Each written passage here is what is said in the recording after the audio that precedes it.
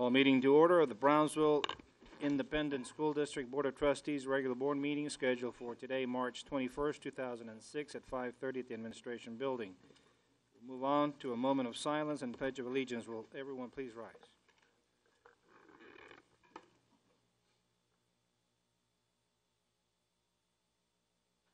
Lunga, would you lead us?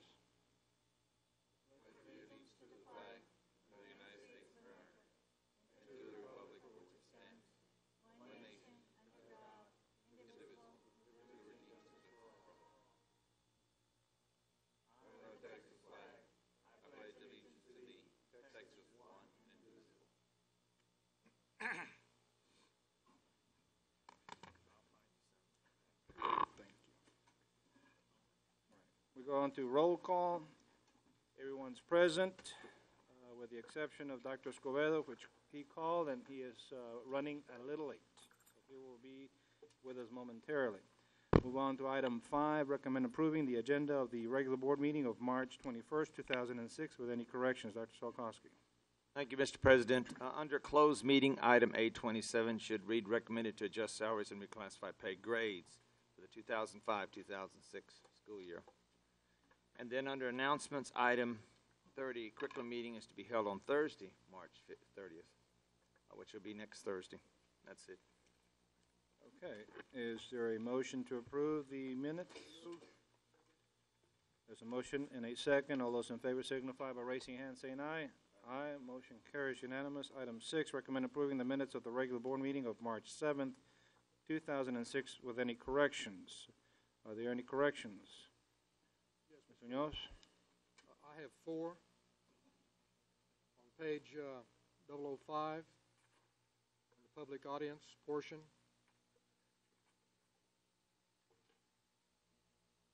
Page 005.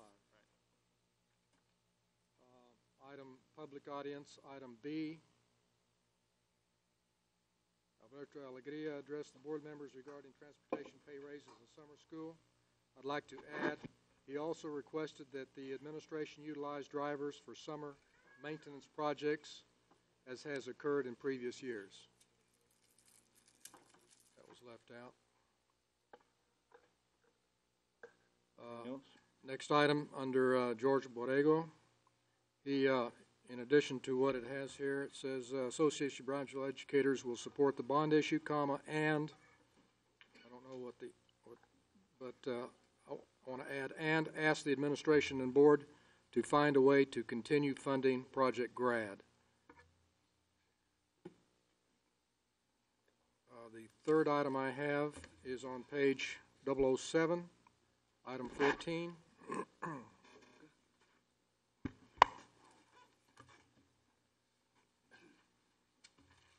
At the end of item 14, I would like to add that President Lehman requested a comprehensive election cost estimate be presented to the board to include credit to the district for facilities, utilities, and labor provided by the district as allowed by the election code.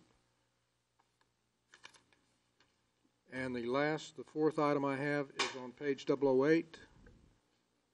Let's see. Motion carried. This is, I think it's redundant. I think recommended this item here under motion carried. Recommend approval to enter into an agreement with the election administrator of Cameron County. It said that it carried. No, it did not. If you look on the page 7, it says that we tabled it to tonight. So this is incorrect. I think we just ought to strike the recommended approval to enter into an agreement that had passed. That did not pass. Okay. That's all I have, Mr. Chairman. Okay, is that acceptable, Dr. Solkowski? That's fine. Okay. Is there a motion to approve the minutes as read? So moved. There's a motion to approve. Is there a second? There's a motion and second to approve the minutes of the March 7th, 2006 meeting. All those in favor signify by raising your hand, saying aye. Aye. Motion carries. Move on to item 7, Superintendent's Report A, Conference Presentation. 1, recognition of the Texas Music Education Association, TMEA, qualifiers for the 2005-2006 school year. Dr. Solkowski. It's a great pleasure that I'm going to introduce Dr. Rendon, who's going to introduce our all-state musicians and choral at this time.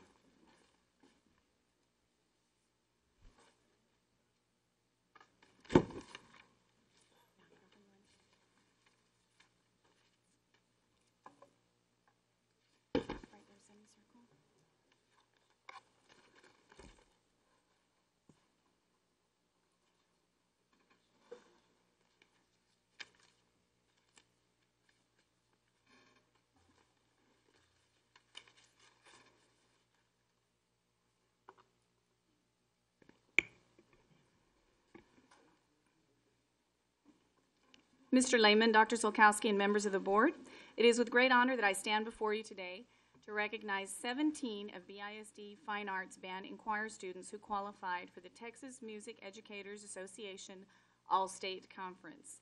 There were thousands of students who auditioned for All-State, and we are very proud of 17 of our students here in BISD that are among the very best in the entire state of Texas. Here to assist me in recognizing these students are Mr. Paul Flinchbaugh, Supervisor of Instrumental Activities. From Hannah High School, we had 9 students who qualified for All-State. 2 of those students were band students and 7 students were choir students. Students, when I call your name, if you will please take one step forward. Jonathan Lumain, first-year All-Stater. Danny Oviedo, first-year All-Stater. Those are both band students. Choir students, we had 7. 4 of those choir students are in their 3rd year of making All-State. Diana Edisudis is a 3rd-year All-Stater, could not be with us here tonight. Megan Pitcock, 3rd-year All-Stater. Brenda Gomez, 1st year, could not be with us here tonight. George Flores, 3rd-year All-Stater, could not join us. Ricardo Delgado, 3rd-year All-Stater. Gilbert Milan, 2nd-year All-Stater. And Austin Del Castillo, 1st-year All-Stater, could not be with us tonight. From Lopez High School, we have, let me just recognize the choir director from Hannah High School is Mr. Dennis Pitcock, and the band director is Mr. Dennis Ewing, who could not be with us here tonight. Principal, Ms. Yolanda Kruger. From Lopez High School, we have Josh Ponce, band student, 1st-year All-Stater. Andrew Casper, band student, 1st-year All-Stater.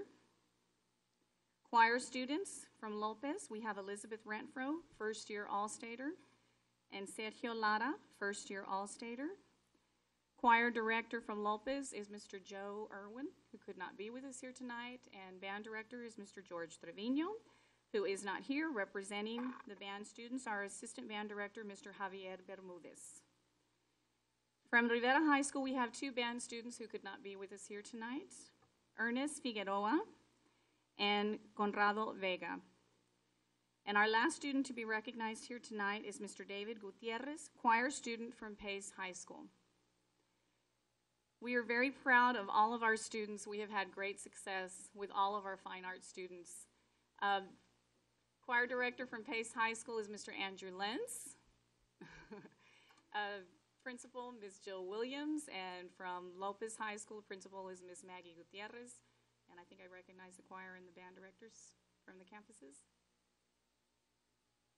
Hector, oh, I'm sorry. We had one more student, Hector Aguilar, who is a 1st-year All-Stater. He is also from Lopez High School. I'd like to congratulate all of these students with a big round of applause.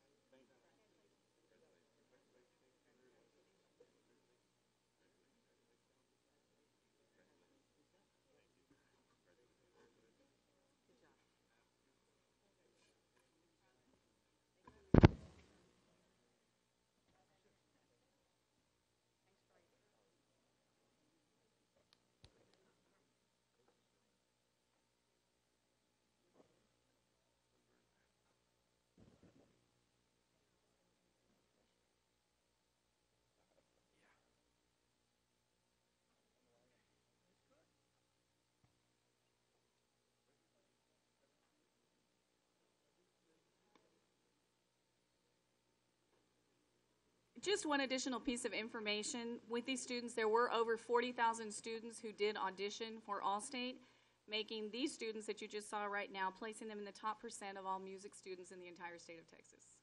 Thank you. Dr. Rendon. Next item, recognition of district and regional science fair students for the 2005-2006 school year. Dr. Solkowski. We're real excited with our regional science fair students, and I'm going to have Greg Garcia help me with the introduction.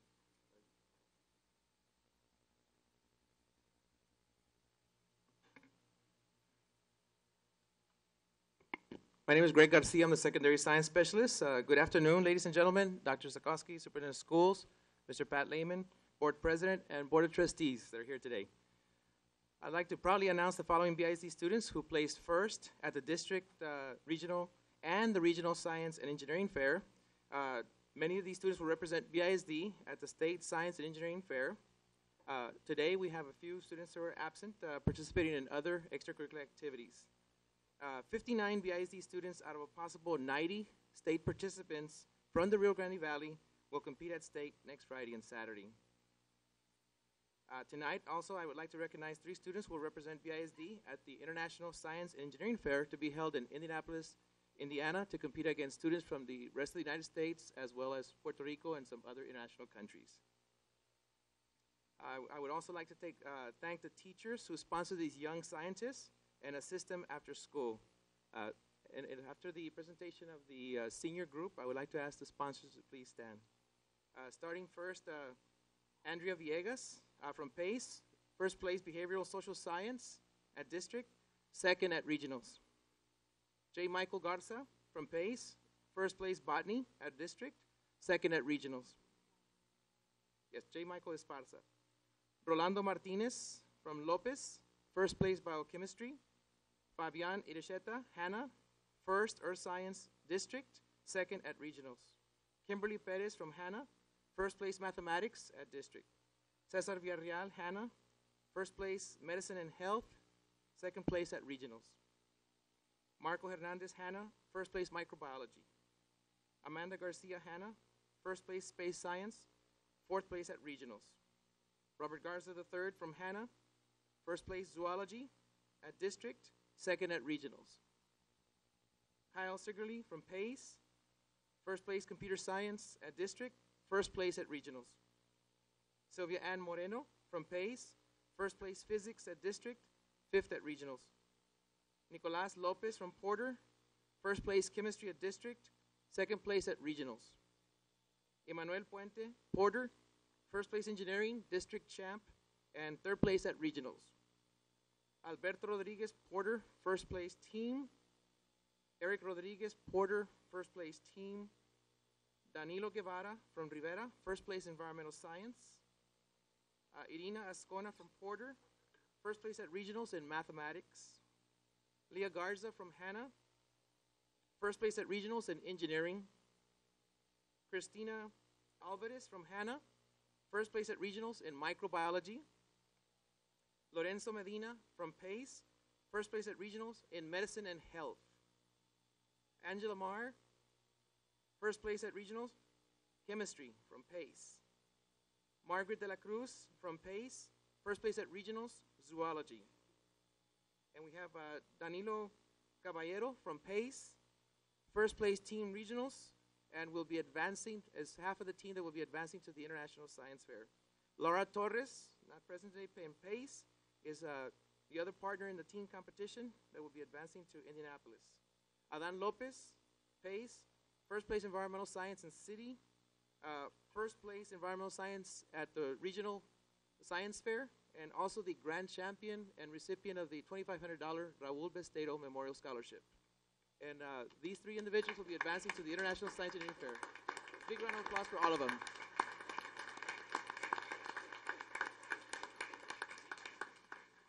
I'd also, as they exit, I'd also ask the teacher sponsors that are here and also administrators, teachers and administrators from these campuses, if you'll please stand and we can give them a nice round of applause.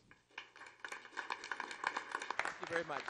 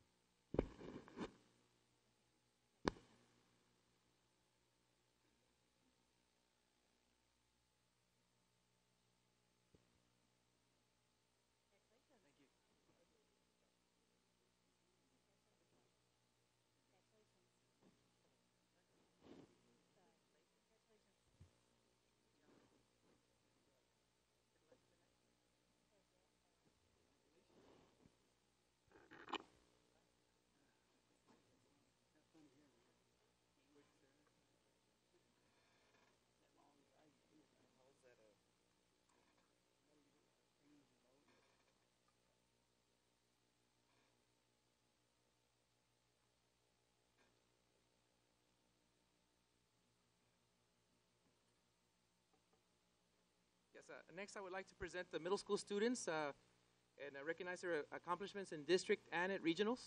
Many of these students will also be advancing to the State Science Fair to be held next Friday and Saturday in San Antonio.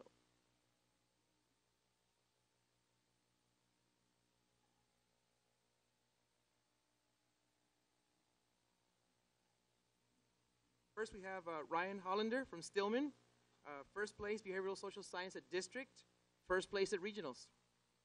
Karen Ama from Vela, first place Biochemistry at District, first place at Regionals. Moises Torres, Stillman, first place Botany. Aurora Villarreal Oliveira, first place Chemistry. Flavio Trevino from Cummings, first place Computer Science at District, third at Regionals. Efrain De Leon, Stillman, first place Earth Science. Ralph Lopez III from Stillman, first place Engineering. Diego Ruiz from Falk, first place Environmental Science at District, first place at Regionals. Daise Ovando from Stillman, first place Mathematics. Dana Lee from Stillman, first place Medicine and Health at District. Ana Rubio from Cummings, first place Microbiology at District, second at Regionals. Magali Rosales Besteiro, first place Physics, also District Champ, Grand Champ. Domingo Santoyo from Lucio, first place Space Science at District, first place at Regionals. Jose Ledesma, Lucio, first place Zoology at District, second at Regionals. Alina De La Torre from Cummings, first place Team, first place at Regionals. Eva Robles and Cheryl Vasquez, also from Cummings, first place Team at District, first place at Regionals. Michael Benavides from Stell, Chemistry, first place at District, first place at Regionals. Raimundo Gutierrez from Stell, Physics, first place at Regionals. Guillermo Gonzalez from Stillman, Earth Science, first place at Regionals. Jose Arturo Lecoin from Lucio, second place Team at Regionals. And Rodrigo Leal, team partner from Lucio, second place at Regionals. I'd like to congratulate all these students and ask for the sponsors to please stand up and administrators.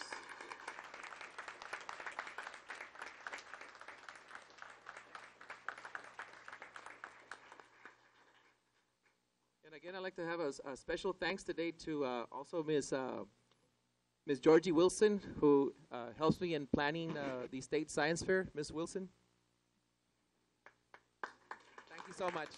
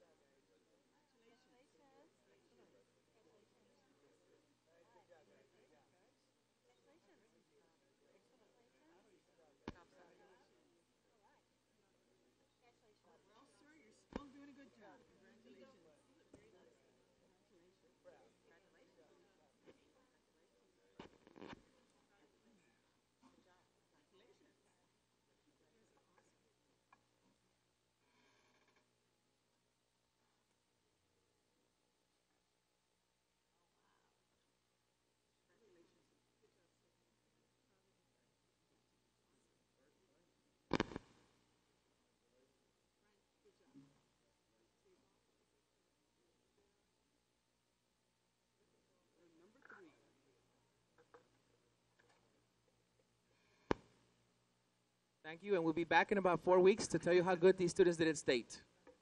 Thank you. Congratulations. Move on to item 3, presentation of the Brownsville Independent School District financial report for the period ended January 31st, 2006. Dr. Salkowski. We'll be happy to answer any questions. Looks pretty good this month. Any questions from the board on the financial state of the district? Mr. Munoz, any questions? Yes, I do. Go ahead, Mr. Munoz. On page 14, Yes, sir. I have just a couple of questions. I noticed the annual budget grew $7,024,000 from January. Do you know what that to $64 million? It was 7,024,000, it was 57 million last month, January 31st. Do you have any Grants? idea what caused that? The breakdown was 4,000,001 in capital outlays, supplies and materials 2,000,006, so forth. I'm guessing, Mr. Munoz, probably because of the money, the state comp money that rolled into the revenue side. I'm guessing, I don't know, is that right, Mr. Sanchez? That's correct. Because that's about the right amount. Okay. And on the, I should know, but I don't. On the actual to date, the 77 million and the 76 million below it, where are those monies coming from? Mr. Sanchez? Budget, sir? From the budget? Where it's been budgeted? I don't understand the question where they're coming from. If you look at other uses, I'm sorry, perhaps that wasn't clear. The 76 million on 8 XXX, 76 million 786 616. It's a negative balance of 64 million. This is all the transfer will be made when we were doing the construction projects that we had, and we use them as other sources, and we use some reserve fund balance and all the changes that we bring to you for approval. I guess the only way we would know of knowing how the original budget compares to the current budget is to have a column with the original. Have we ever done that? Probably. No, we haven't. I mean, we could if that's the wishes of the board. 3 years. We're trying to keep the financial statement as simple and to the point and as comprehensive as possible. But I think if you look on page 016, and if you look on page 016 at the same line item, you start to look at some of the changes that occurred there, and you can see, for example, we had that 65 million there, and a lot of it hasn't been used because these are actual expenditures. We do have a lot of encumbrances that are out there that we haven't paid. Ms. Munoz, we use this basically as a summary to let you know the percentages are probably the main portion is to make sure that our revenues are equal or at least exceeding our expenditures. Yes. I've used this for maybe 20 years in order to get a good grasp of all the money that we do because you're not here daily. 20 years of boards probably don't understand it either. No, Mr. Munoz, you understand it very well, sir. I'll give you credit, sir. Thank you. Additional comments? Mr. Aguilar? Additional comments? I have one. Page 15. 15? Yes. Food service. Right. Visit food service. I still have concerns on that chargeback, and I noticed that it's at the bottom. There's an asterisk depicting an amount. Correct. And it reflects 62XX professional services. Now, what period is this? January 1st. If it's on a quarterly, is this half a year, maybe? This is half a year, sir. You don't Yes, have sir. enough there to pay the way the trend is going. So what's going to happen? We'll probably have to move some fund balance.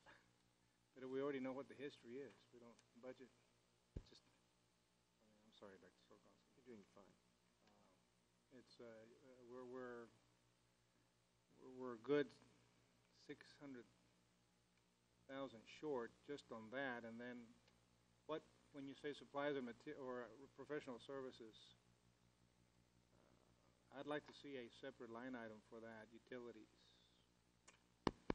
And I think that would be, and then portion or budget appropriately, Dr. Solkowski.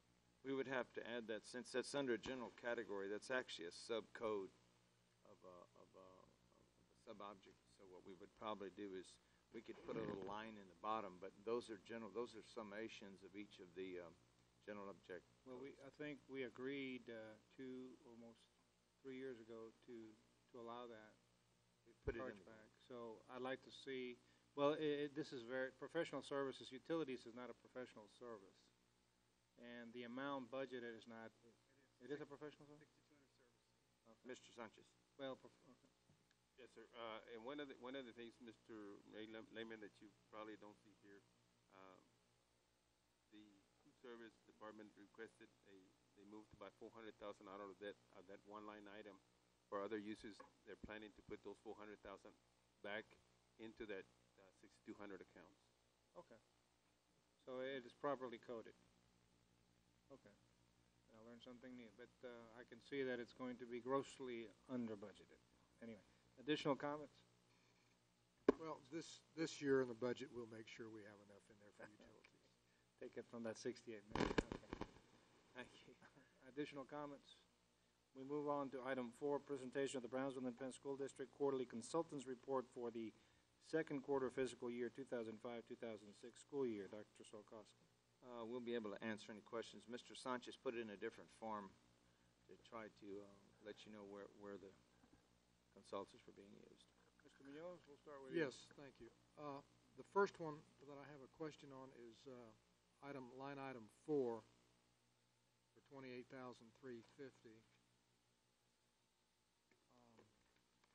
The last quarterly report we had, it was for 2,500, so it's come up from 2,500 to 28,350. But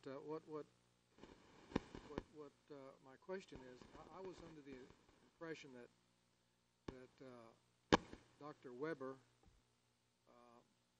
and his services were in the $90,000 his contract. Yes, so sir, that's right. Is this over in addition to his services, or what? Mr. Sanchez. No, sir. As you notice, we show that the board approved his contract. We don't have the initial 90,000. It's the drawdown of that 90,000. This is the actual expenditures he has incurred to date out of that 90,000 that the board approved. Oh, so this is all we've paid? Yes, sir. To So date. far. I Yes, see. sir. Why, on that same line, why are we including contracts in consultant report?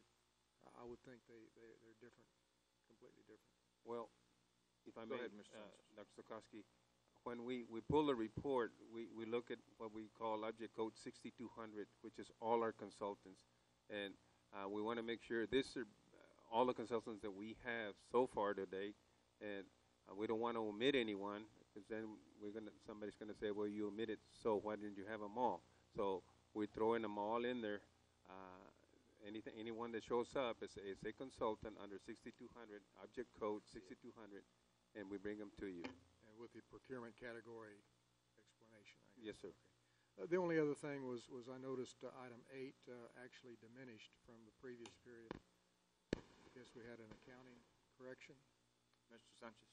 Item 8, the Drum Cafe. I don't know I don't know the explanation for that, Mr. Munoz. I can provide it to you in the Friday update. Okay. We'll look that Last up. time it was 17,583, and this time it's down to 16,167. So it diminished.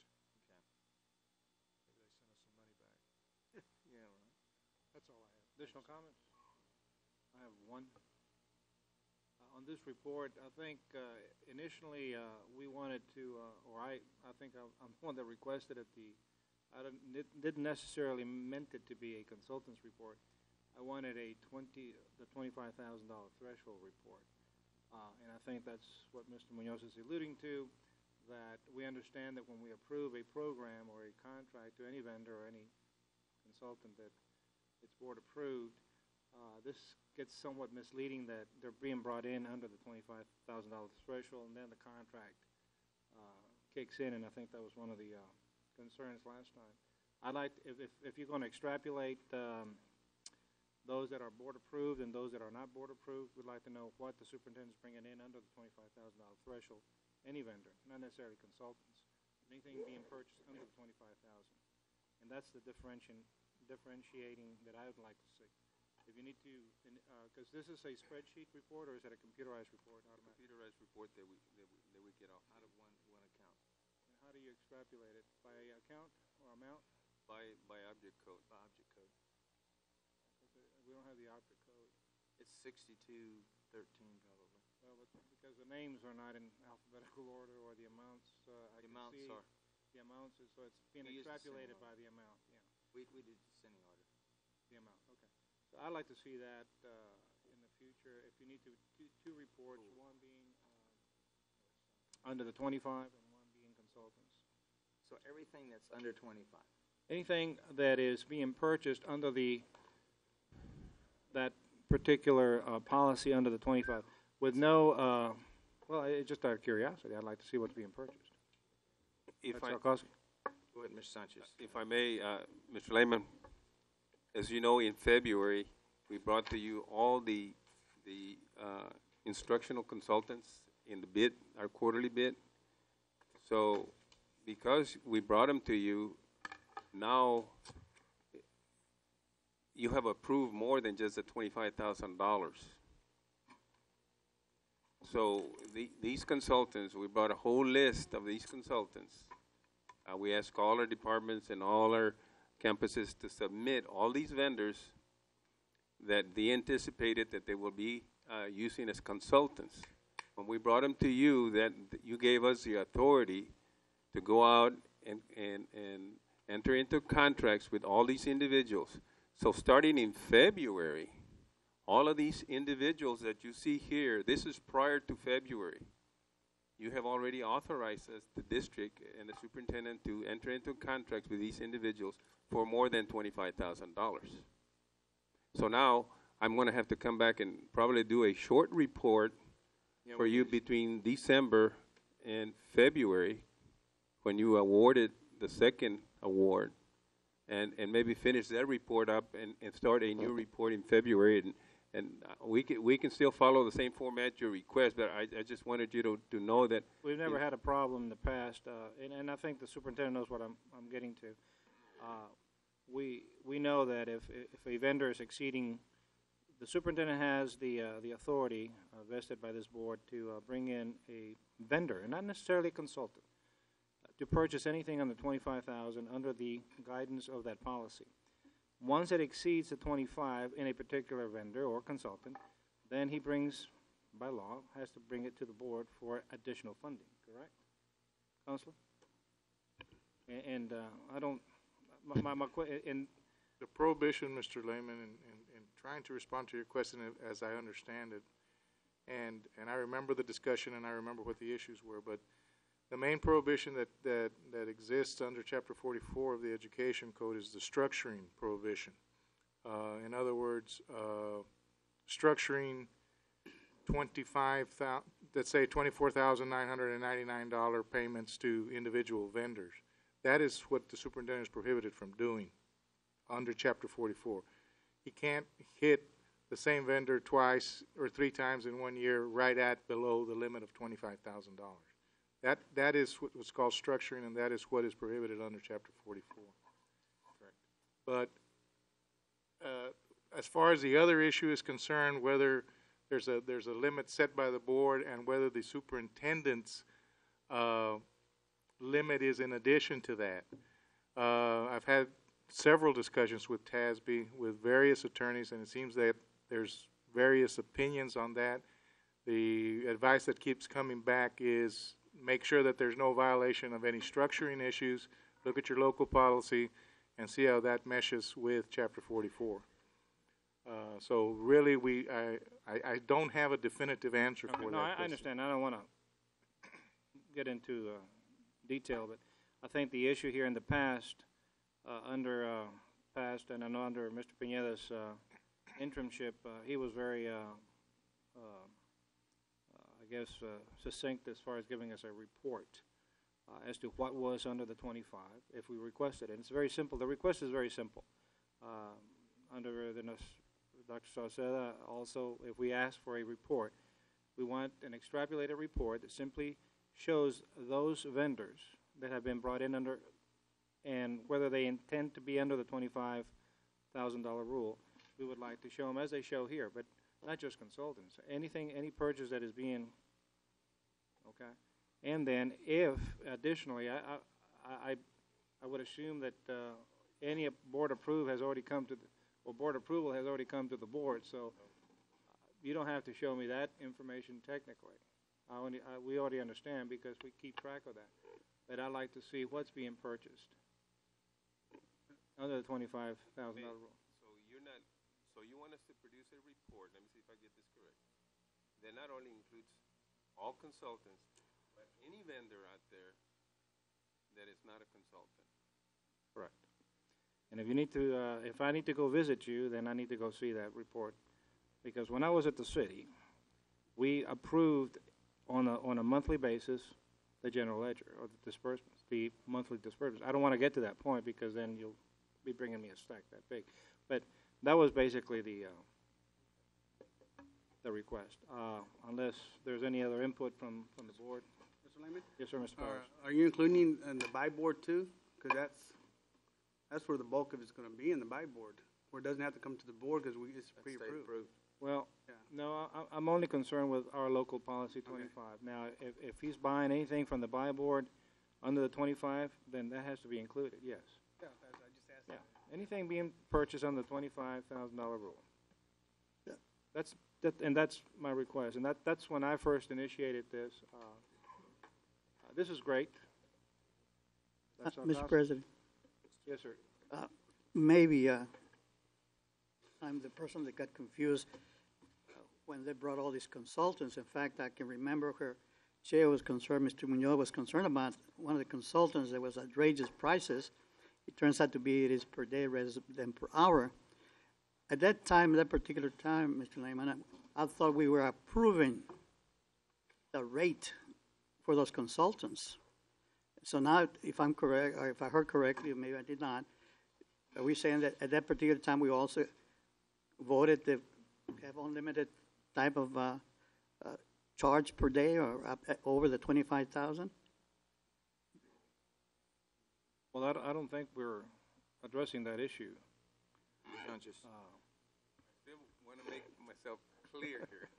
But that's what I'm asking you because Do you want me to bring that report and put it in this packet for all the board members to see, or do I just need to have the report available? Am I going to include it in the agenda item? It will be a huge. Yeah, I could assume that if we buy in a lot, it would be It's going to be big. big. And for, So you know, you can call me in. Well, let me address the superintendent. If you want to talk to your staff, Dr. Salkoff. We need, this is a large report. And It's not something we can't I- produce, but it's a I large report. want to make sure it's readily available. And I if would need like to have it available. Board members want to come. And if view I it. need to go look at it, I would like to look at it. We'll have it available. That's any further, and I apologize, I don't, no, that's as all far right, as because the I want to make sure what you concern told is- us that that's what we approve at that particular meeting. You see. because we can be bringing in consultants and at the discretion of the superintendent. I don't know what rate's being negotiated, that is That's right. your purview. That's right. And he is concerned now as to what, Because we do we voted have at a certain standard? rates, and then what is do we have certain a is the standard by not- which we hire consultants, or do we Okay. give one more than the other? So that was just a concern. But anyway, additional comments? Yes, sir, Dr. Escobedo. I think Mr. Lehman's concerned that one of them, he's preoccupied with structuring, what Mr. Counselor was talking about. Who monitors structuring? Who's on the lookout for structuring? Very good question. Our director of purchasing, Rosie Pena, in fact, she has the responsibility to make sure that we don't violate the bid law. In fact, that's probably one of the most important positions because there is a jail term with it now if you misappropriate that money. And you can't do triple buys to get past 25. In other words, I buy 15 here and I wait 3 months and I buy 15 more here because it never shows up at 25. So they have to keep very good records in purchasing to make sure that nobody's using multiple purchases to violate that law. And Ms. Pena is our trigger point, which eventually goes through Mr. Sanchez's office, which eventually ends up in my office. But Ms. Pena is right there on ground floor 0, where everything comes through a computer and they double check. Normally, in most situations, anything under $25,000, we get 3 quotes if possible, and so we want to make sure that we're giving everybody a shot. So I think we're in good shape, but we'll get that report and we'll have it for viewing. Anyone that wants to look at it, I hold Mr. Sanchez accountable for that, and I know he holds Ms. Pena accountable because we do not want to violate the bid law. Additional comments? Thank you. Okay, thank you. Yes, Yes, sir, Mr. Munoz. I think, looking back at when we first looked at this a couple meetings back, what astonished me is that we had presented to the board, the administration had presented to the board several consultants and recommended approval of fees that ran as much as, one of them was $1,600 an hour. We later found out that was per day, so that was corrected, but as it was presented to us, until they called the individual, I understand they didn't find out it was per day. There were others at $500 an hour and several at $300 an hour. And I think that, and we're not talking about bringing someone from Nome, Alaska. We're talking about people from the valley that are in those numbers that I just mentioned. So I would think that administration needs to be a little more realistic and prudent in suggesting that we approve these numbers, because those numbers just aren't acceptable. Mr. Sanchez? And you're right, Mr. Munoz, board members, you're exactly correct. But Mr. Munoz, when we receive a bid and the vendor made an error, he meant $1,600 a day, and he put it under the hour, we cannot change his bid. So we have to present it to you exactly as was submitted. So it's not an error on the administration part, it is the vendor's error, and of course, you know, that's the way we have to present it. And sometimes they'll put the $200, it may be $200 a day, and it shows up at $200 an hour. And so those are the things that we cannot change when we receive vendor forms and vendor bids. We have to tabulate them as presented. And when we ask for, we want gallons, we don't want in pints, and you know, these kinds of things. We can't break down the bid. I understand that, but I go back and say it again. The administration recommended that we approve these numbers. And You recommended 16. They were given to us as a whole here. Yes or no? Well, you know, we would have had to have been very time consuming. Well, line item 44, I want to amend this to delete line item 44 because we don't want to pay $500 an hour and blah, blah. We'd be here all night. So, you know, I'll say it again. We need to exercise some common sense. Right. On, you know, don't give us these things just because we'll say yes. We won't say yes all the time. We'll take a look at it. Okay, additional comments? Okay, we move on to item 5, presentation of textbook distribution process. Dr. Salkowski. We had this requested, and we went ahead and put some information. Most of that information on there that I've noticed is pretty. Some of the numbers we found out were carryovers from some campuses and weren't current numbers, which, in other words, people had lost books years before, and we're still collecting. But some of that's carryover, so to speak. But we feel comfortable with our textbook. Mr. Whittemore does a good job with our textbooks. Our teachers do a great job with the selection committee. Chairman? Yes, sir, Mr. Munoz. Yes, and I'd like to thank Mr. Whittemore for the, especially page 23. It's very well composed. It explains in very short, and on one page, just what the law allows us and how we utilize it. And I appreciate that. It was a quick primer for me. I did have a question on page 25. Last year we're showing $22,394 in lost, the cost of lost textbooks district-wide. Is this the raw initial cost, or are these reconciled costs? Because as I understand it, we can buy used books and things like that. You know, how is this accounting process? Mr. Whitmore. President Lehman, members of the board, Dr. Zalkowski. Mr. Munoz, these numbers are audited, reconciled with the Texas Education Agency Statement of Charges. They're balanced every year.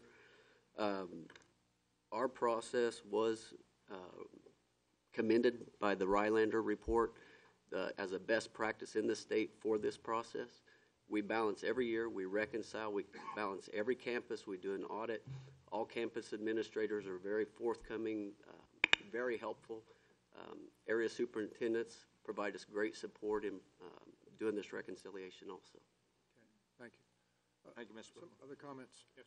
In looking at the report, on page 26, 27, and 28, being the elementaries, middle, and high schools, of 28 out of 32 of our elementary schools issue books to every child for take-home.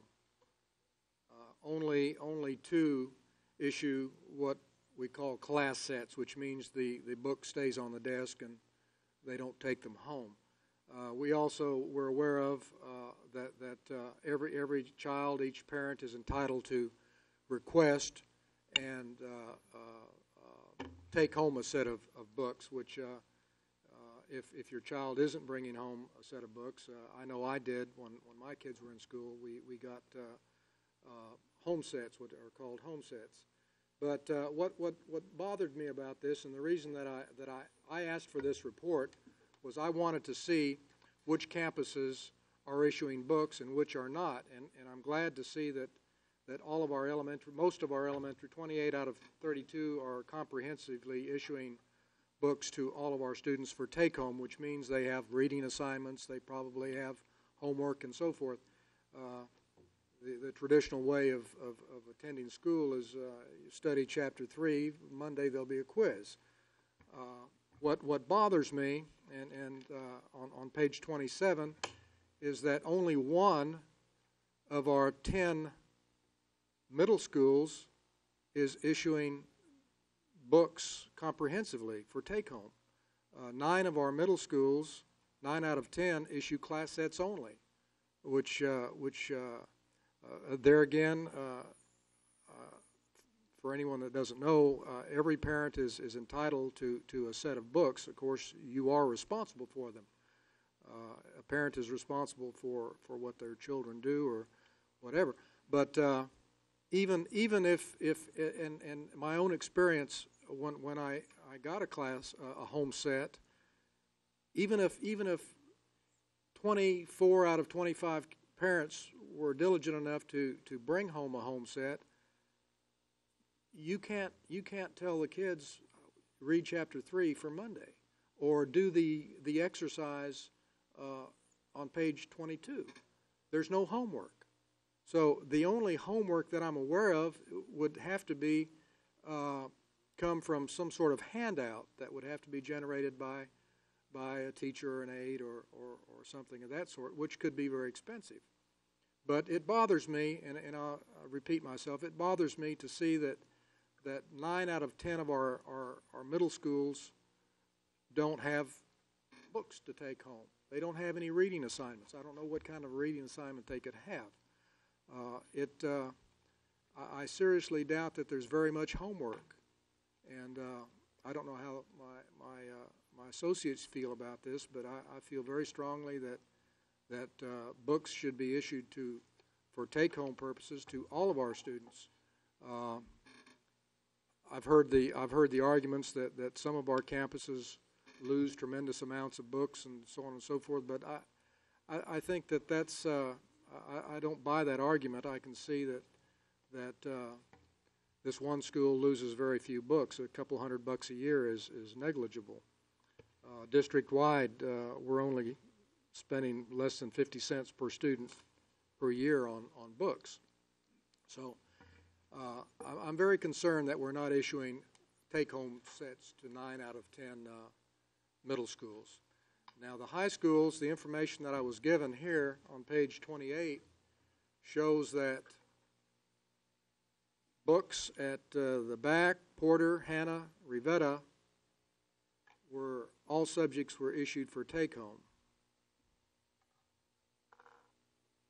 Lincoln, class sets, Pace, Teacher's Choice, and Lopez, Teacher's Choice. So I suspect that very few books are issued at Pace and Lopez. This bothers me also. So perhaps curriculum, we might need to look at this as a matter of policy. This is currently left with the site-based management's choice on whether or not they want to issue books. But I think that we have a responsibility that our children be given all the tools to obtain a good education, and I think that having reading assignments and homework out of those texts is essential. Mr. Munoz, just a little response. First of all, if you look at the middle school, the two top scoring middle schools do not issue books. They have class sets, but they do issue to parents. Any parent that would, if a reading assignment is given, they make sure they have a book. And I'll be honest with you, if you check around most school districts in the state, you will find that they're using class sets at middle school because of the assignments that are done differently than when I taught or when you went to school. High school, teacher's choice, a lot of the work they give is in the class. If I'm in an art class and I'm doing art, it would be a teacher's choice. I may not be able to use the book because you're going to come to my art class or my vocational welding class or whatever. So Pace and Lopez do have teacher choice. But any school that wants a book may have a book. The site-based management team, which was formed to allow site-based management to talk about curriculum and issues, they feel comfortable with what they're doing. Now, we can take it up with staff and mention it. This is a very good report. I would be concerned. I wasn't concerned about the elementary report because one of my top schools is one of those four, Putin. And so I think if all of the schools were very low that were having problems, then I could concur with what you're saying. But we will take it under consideration. Good.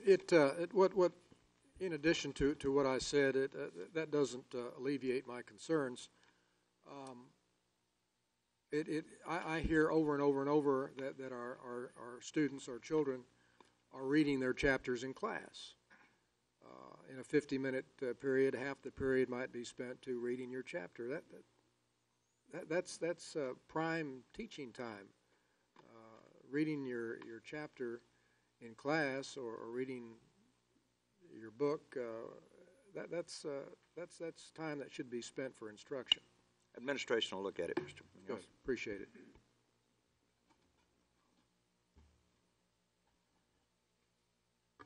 Additional comments? Thank you.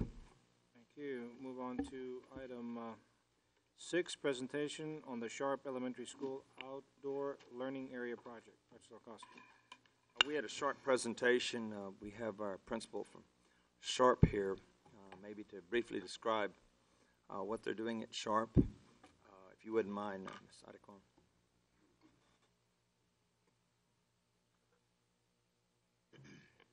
Good evening, Mr. Lehman, Dr. Salkowski, members of the board.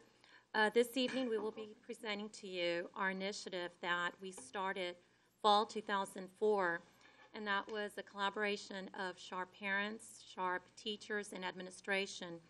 And to provide you with this overview, I have Mr. Pete Harris, who was instrumental in writing several of the grants at this time. Mr. Harris. Hi. President Lehman, Dr. Zolkowski, and board members, ladies and gentlemen. I'm excited to be here this evening for a couple of reasons. First of all, this evening marks the beginning of our final phase of an outdoor learning project that we've been working on for over a year and a half at Sharp Elementary School. And second, we're gonna ask you later this evening to accept a donation on behalf of Sharp Elementary School rather than give a donation. So I'm excited about both of those things. We started in the fall of 2004 with a couple of things that were driving the parents that were involved with this committee. First of all, high juvenile diabetes in this area, and second, high juvenile obesity problems. We had health concerns when we looked at the community, and I won't go into any facts or details about that. Also, we're about to celebrate our 70th anniversary at Sharp Elementary School. And schools 70 years ago were built on more compact campuses, smaller areas. The school does not have the area for a football field, a track, or anything of that nature. So this project was very important to us. It's going to provide a walkway around a tree-covered shaded area.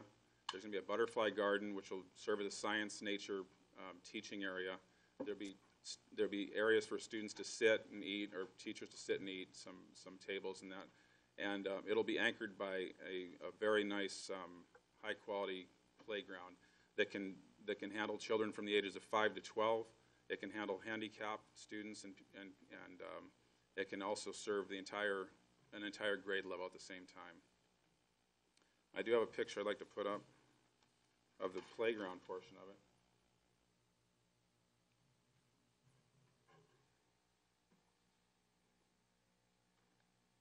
That you can take a look at.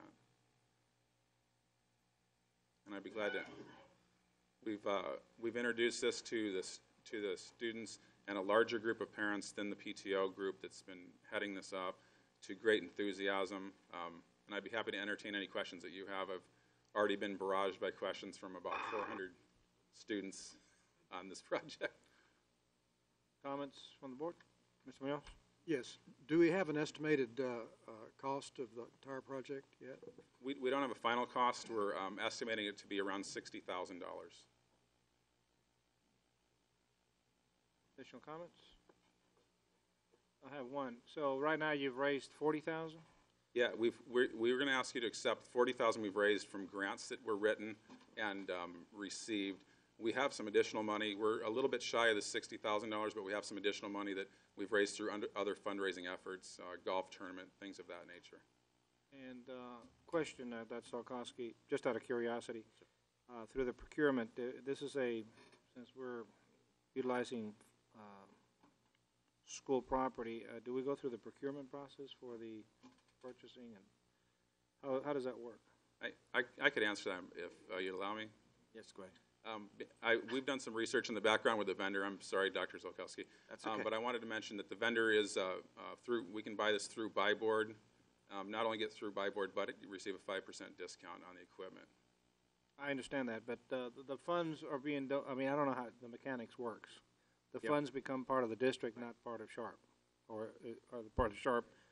So They're donated to us. they come to the district. My concern is they're subject to the bidding procedures. I mean, we're going Right. to do this, make sure we don't get in trouble. Okay, Yes, that was sir. my concern. Good luck. It's a good project. Thank you. Thank you very much. Next stop is fall, right? Okay. Additional, that's what additional comments? Additional comment, congratulations to Sharp. This is great. Hope other schools will take this, take the lead. Yes, sir. Working on fall. Great. Okay, item 7, presentation on the status of Project Grad. Dr. Solkowski. We had a meeting, Ms. Ayala and Mr. Sanchez, myself, Mr. Rivera, who's in charge of the Brownsville, of the Project Grad in Houston, and Ms. Pena. And I'm going to have Ms. Pena give us a little update on some things that we heard at the meeting on Project Grad. Ms. Pena. Thank you, Dr. Zolkowski, Mr. Lehman, members of the board. Mr. Robert Rivera did come and visit with Dr. Zolkowski and administration. Mr. Rivera is the CEO of Project Grad USA National. Several items were discussed at this meeting, and Mr. Rivera made sure that we were well aware that he's working very hard at the national level for Project Grad Brownsville. He is indeed a good friend of the Brownsville program. He made us aware of several initiatives he is working on to address sustainability. That being said, the Project Grad Brownsville board has a somewhat different perspective than what Mr. Rivera has on his short-term committed funding realities of the program. Project Grad Brownsville has not yet agreed to support the 2006 summer session, as they have serious concerns about the additional scholarship liability this places on Project Grad Brownsville. Mr. Rivera is working diligently to help obtain scholarship dollars from other sources outside the area, but they are not finalized at this time. Grad Brownsville will make a decision on the Summer Institute participation by March the 31st. You'll remember Project Grad Brownsville has scholarship funds for the class of 2007 and 2008. The class of 2008 entered during their freshman year. All classes entered in their freshman year. They need 2 summer institutes to comply with the contract, or else they're not eligible for that scholarship fund. The additional financial commitment from the BISD would not be drawn up unless Project Grad USA was unable to obtain the other outside funding, is what the Grad Brownsville board is still requesting, a total sum of $200,000, $285,000. The Project Grad Board remains concerned that without district financial support, Grad Brownsville will experience financial shortfalls by the end of May 2006, even with reduced staffing levels they've already have started to implement. They believe it is prudent to request bridge funding from the district at this time, while Mr. Rivera and all the team at Project Grad USA are working to address the longer-term program sustainability issues. Grad Brownsville sees a financial shortfall this school year. Mr. Rivera pledged his staff cooperation to work with Mrs. Ayala and the Porter Cluster principals to facilitate a plan of action in regards to 4 separate TEA grants that named Project Grad Brownsville as an external service provider. During the summer months, a review of funding will be determined. At that time, final decisions will be made by the Project Grad Brownsville Board and the national office. What needs to be said is that the district has strongly supported Project Grad's efforts for the past 3 years, and the community has responded with thousands of scholarship dollars. BISD administration, principals, and board members agreed to the program in the Porter Cluster. Therefore, Dr. Zolkowski, Mr. Robert Rivera, and the Project Grad Brownsville board members are committed to be meeting in the next coming months to continue to communicate and work together to work through and plow through the financial issues until new funding is secured by the Project Grad USA National. When a final course of action has been agreed upon, then Dr. Zolkowski and administration will present that plan to the board at that time. That's all I have for you. Any questions? Well, what are you saying? In a nutshell. It's a little difficult. What I'm saying is that Project Grad National feels that they can support Project Grad Brownsville with funds until the end of the school year. Project Grad Brownsville still remains committed to their request that they need the 285. This time, I think Dr. Zolkowski's plan and administration's plan is to work with both the national and the local board to see what the real financial status is so that we can intervene if need be, or to make some determination at that time and bring it to you. So the endowment has given you additional funding until the end of this year. That's what you're saying? No. No. Project Grad National has no funding. They're out very much seeking the funds. What's happening is that they've made some staff cutbacks, and that has allowed for some release of funds at the Project Grad Brownsville site, which will allow them to run till May. Okay, that's what I was understanding. So you still need funding for the entire next year. No? Dr. Z? Actually, there's 2 stories here. I don't know if you picked up on the 2 stories. One is from the national and one is from the local. We're going to have a joint meeting because what we agreed with the national was that they were going. There's some money that we have some back charges that we're holding till they can get their feet on the ground. The other thing is that Mr. Rivera felt that things were okay, and there were 4 people in that meeting. And so what we want to do is have a meeting with both entities, not only the national ProGrad, but our local ProGrad, because we're getting two different sides of this, and I've got to get on a table and find out where the money is, because we did meet with the national office who supports our Brownsville grad. I felt they're our funding agent, but and they felt that we were okay at this time. Although the local, and I will say this for the Brownsville ProGrad Board, they still are in need of money, and this is administrative costs. This is not scholarships cost, and so I want to have one more meeting before we do anything, and I need both entities there. I think it would be apprehensive just to do something tonight or later on until we really have the full facts. And I don't think the 4 people in that meeting with myself, we really had all the facts because we had two different scenarios. So the summer campus is still in jeopardy? I believe, Dr. Z, Ms. Pena? I believe the Project Grad Brownsville Board will make that decision by March 31st. plans have been started for the summer program. If you'll remember, they had the Walk for Success in October. The only class that would be jeopardized here would be that class, the class of 2009, because they would not even have a chance to go to the first summer institute, much less two. Okay. So what's the timetable then? You'll come back when? Dr. Solkowski? Maybe next meeting. We're going to have another meeting. I've got to get the national people and the local people together. We did have a meeting, but I left that meeting feeling very confident that the national was going to help us. Ms. Ayala was there, and Mr. Sanchez. We felt good. And then we get a call from the local, and they don't feel good. So I've got to find out. We're getting two stories, and I've got to get everybody in the same room and see some ledgers and some dollars and find out what really is going on. So we were reassured from the national that things were good, and the local's still requesting the money. So I've got to get everybody in the same room. So we're going to need a little more time. Okay. Additional comments? I had a question. Are we still soliciting community contributions? Sorry, what I missed that. Are we still soliciting community community. contributions? Yes, Ms. Peña. Yes, Dr. Zolkowski, Ms. Galvan,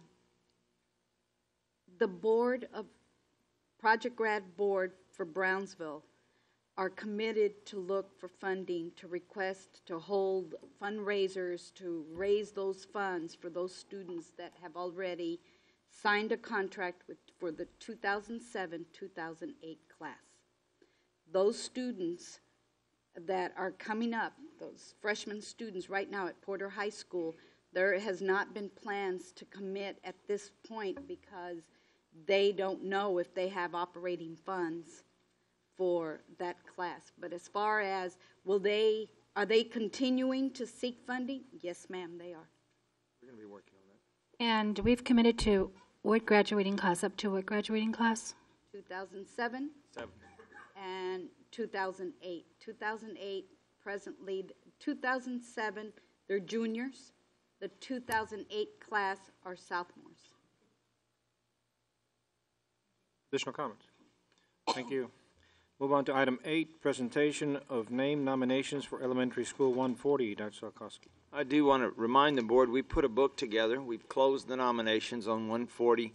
We will be opening the nominations hopefully on 141 here shortly. We will be coming back in April. There were I want to thank the community for sending in names and letters, and we gave this book for your perusing, and hopefully we'll be coming back with an action item, hopefully early April, to go ahead and name 140. Comments? Yes, sir. Dr. Escobedo. Just quickly, why will we be waiving CW local?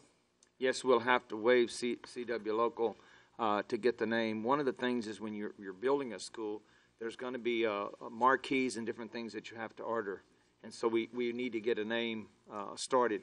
Also, there's also something that happened one time. We didn't name a school early enough, and they started calling it the subdivision name, and it kind of stuck with the school rather than the name of the individual. So we want to name that school probably in April, as soon as possible.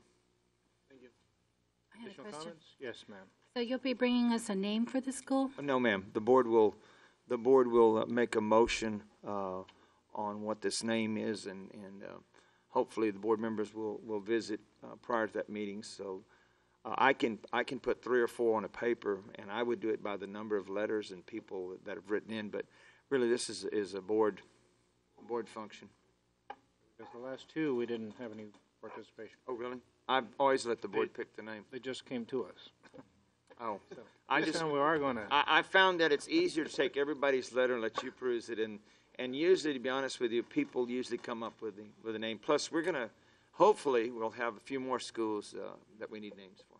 Okay, Doc. Thank you very much. Any additional comments? Okay. Move on to B, Standing Board Agenda Items 9, Board Calendar. Dr. Solkowski.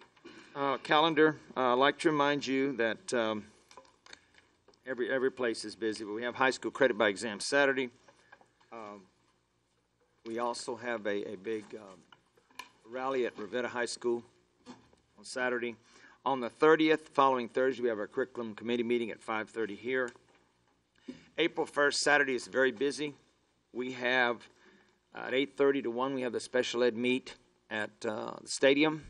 And then later that evening, we have the Cancer Relay for Life, and hopefully we'll have some board members come out and walk with us at the entrance. We'll get Peter to remind you, if possible. And of course, Sunday's daylight saving time. On the 4th, we have a regular board meeting where we'll be also doing our tax math, which we're looking forward to in 5th grade. Majority of our board will be attending the National School Board Association meeting that weekend and on into Tuesday. Good Friday, we're off on Friday. We have school on Easter Monday. Part of it is good because we start tax testing on Tuesday. And we have a regular board meeting on the 18th. And then on the 22nd, we have the 3rd annual Superintendent's Golf Tournament. And so far, I've received 3 board members who are playing. If you want to play, you need to contact me. The tournament is almost full, and I do want to thank all of our sponsors. Our goal this year is to raise $60,000 in scholarships. That's all I have, Mr. President. Additional comments from the board? Thank you. Move on to item 8, public audience. The next item on our agenda is public comment period. This is the time for citizen, staff, or students to provide their comments to the board.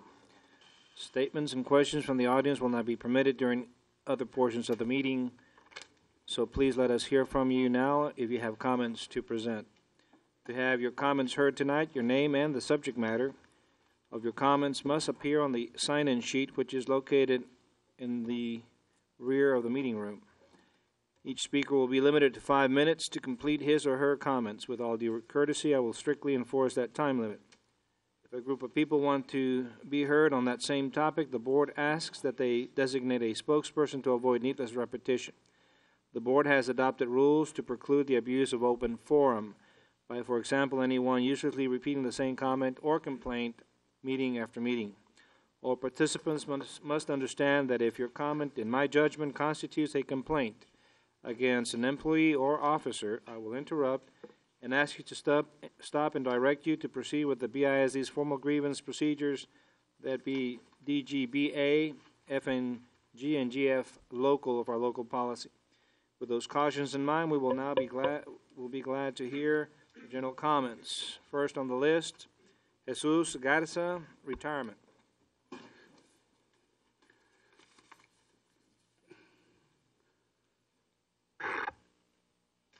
Buenas noches, señor Pat Lehman, presidente del board, los honorables miembros del board, señor doctor Solkowski. Esta presentación la hago con el fin de retirarme de este distrito, soy Jesús Garza, mi nombre es Jesús Garza.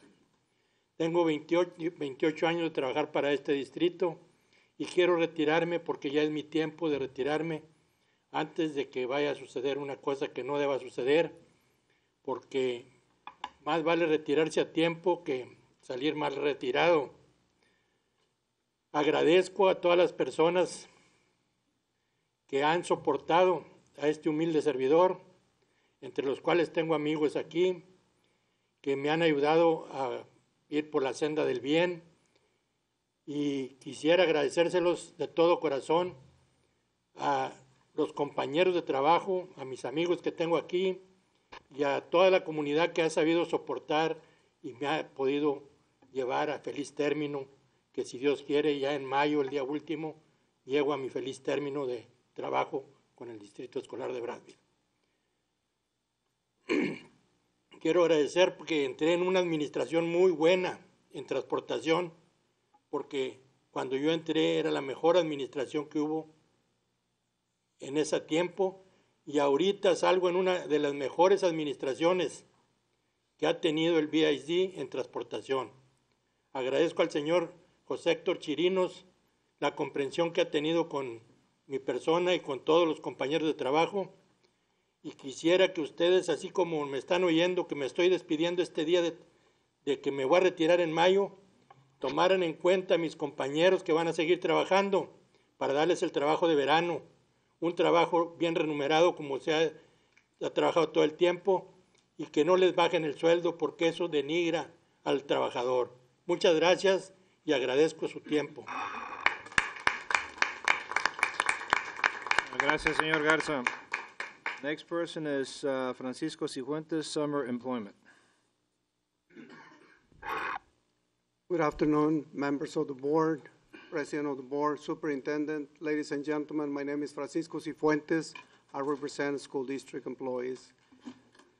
Today, as many other years, I come before you to plead with you to give the transportation employees work in the summer. They need it. They need it. We're not going to complain that it's the same as it was quite a few years ago when our people had to go to Florida and other parts of the United States to go to work and make ends meet in the summer. Some of them still have to go. A few of them have to go up north to work in the summer because they don't have employment here and they have to meet all of their obligations at home. And one of the things that you must keep in mind, there is enough work in the summer. There are so many buses to be cleaned up. There are so many buses that need maintenance. It doesn't take a special person to do the maintenance on these buses. I am a safety consultant for many transportation companies, and we train the employees to do the maintenance on the trucks. We can train these people to maintain our buses. And you know what? If you don't do this, you have to call the different record services if you don't service these buses. So you're still going to spend money. Don't try to save any money. It becomes more costly. There could be accidents because of the poor maintenance on these buses. So please, give them employment in the summer. They need it. There is a lot of work in transportation and around the school district. And do not try to go around it like you have done in the past. Do not promise on anything. Think about giving them employment. They're not asking for handouts. They want work. Thank you very much. Thank you, Mr. Cifuentes. Next person is Beto Medrano, Chamber and STGG. Good evening, board members and Dr. Sokoski. I bring your greetings from South Texas for good government and extending the invitation for April the 19th. We will be addressing the bond issue at around 8 o'clock. We're going to have a meeting at 6:15 to debate the position of city commissioners, the vacancy. We have 2 candidates for that, and then we're going to do 6 people that are vying for the position of port commissioner, 2 incumbents and 4 people that are contesting that election that want to run. And then around 8:05, I would think that we'll have room for the bond election people. I think Dec Barrera would leave the chair and will go against the bond election. At that time, I will leave the chair and go and speak for the bond election, but I would like to have some board members, because you all committed 7-0, and Eliseo Munoz and Otis Powers are members. They'll be good speakers. And I hope you're feeling better, Orlando. At that time, people in South Texas for good government like you a lot, and because you tell the truth and nothing but the truth to help you God. So we would like to have you guys there, and especially Dr. Z. I've been asked to invite you a personal invitation, and I don't know what more person this could be, but maybe tomorrow bring you an apple and be real personal and have a Coke over that. And that's all. But I do want to, and the Chamber of Commerce, I thank you for joining the Chamber back before Alba Alegría and Dean Moser were born. I also remember the Chamber of Commerce. It's an individual I could never afford as a businessman. And when Dr. Sendejas arrived in town, she appointed me to the Education Committee. We need a classroom teacher in the Education Committee. We don't need a businessman to sit there and tell the classroom teachers what to do. And it's very embarrassing to have somebody chairing the Education Committee don't know daily squats about the classroom techniques. I think that one of the requirements to run for a school district for the board is you have to be a prior classroom. If it was up to me, some of you wouldn't be there. But that's not here or there. I do want to extend my concern to Ms. Berta Peña. There's 3 local entities that we can do projects with for fundraising. And there's also TYC commission out of Austin. They have discretionary funds out of the governor's office, sometimes left over, and they could help. We can get in touch tomorrow. We can work together this thing out. So we're going to work it out tonight. And I really appreciate you guys working as hard as you have, especially you got together and worked and paying up the dues for the chamber. It's not who does more for each other. They need us more, or we need them more. Right now for the bond election, we need them more than they do us. So April the 19th, 8 p.m., all of you are welcome. If you're not there, I just don't know what to tell you anymore. I pity you guys that you're for the bond. You're not there. I don't know how we're going to do it. So I appreciate your presence there, and we welcome you with the best wishes. I'll try to have some coffee and donuts there so you all won't be hungry. Thank you very much. Thank you, Mr. Medrano, for those inspiring words. I now move to item 9, consent agenda. I have received a list from my colleagues indicating that there is no need for discussion or deliberation on the following agenda items. Under General Function A, recommend approval of the following general function items, number 10, 11, 12. B, recommend approval of the following payments. And we move on to C. Recommend approval of the following budget amendments, 14, 15, 16. E, recommend approval of the following petitions and applications, 18. Under closed meetings, A, personnel matters, number 23, 24, 25, and 26. Is there a motion to approve the consent items? There's a motion and a second. All those in favor signify by raising your hand, saying aye. Aye. Aye. Motion carries unanimous. Move on to general function B. Recommend approval of the following payment. 13. Recommend approval to pay Ambiotech Civil Engineering Group $1,242.50. Gomez Mendez Science Incorporated $397.80. Robert Kistner Consultants Incorporated $8,434.01. Circle Industries Incorporated, $79,865.84. GNT Paving, $57,656.36. Jamel Construction, $177,930.10. JDS Construction Company Incorporated, $45,490.75. Murray Thompson Construction Company, $22,257.55. Scoggins Construction, $665,572.85 for a grand total of $1,058,847.76 to be paid from local maintenance funds. Is there a motion to approve? I move to approve. There's a motion to approve in a second. Discussion, Mr. Munoz. Yes, I have just a couple of questions on page 41.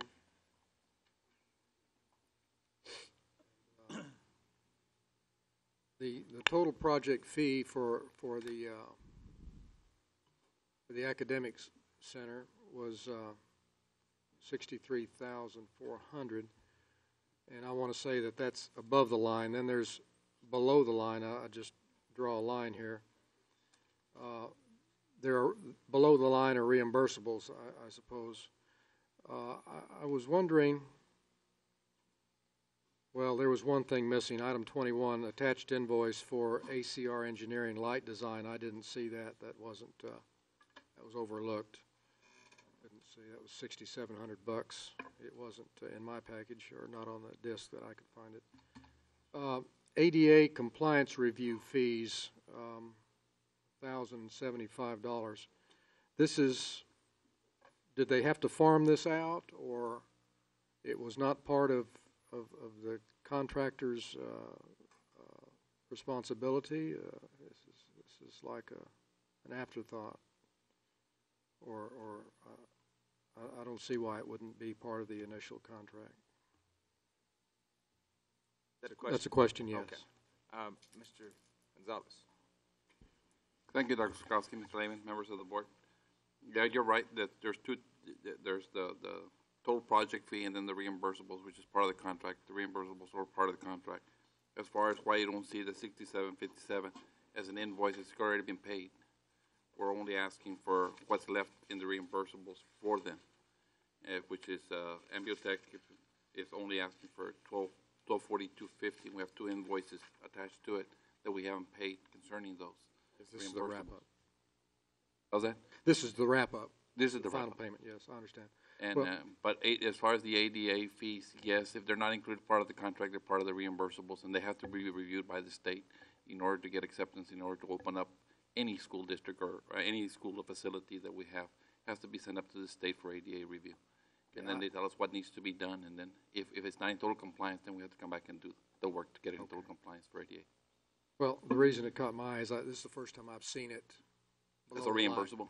Yes. Yes, and it was probably left out of the contract, and it was part of the reimbursement. Okay. The other item that really is amazing is that we need to provide 18 sets of drawings to the city for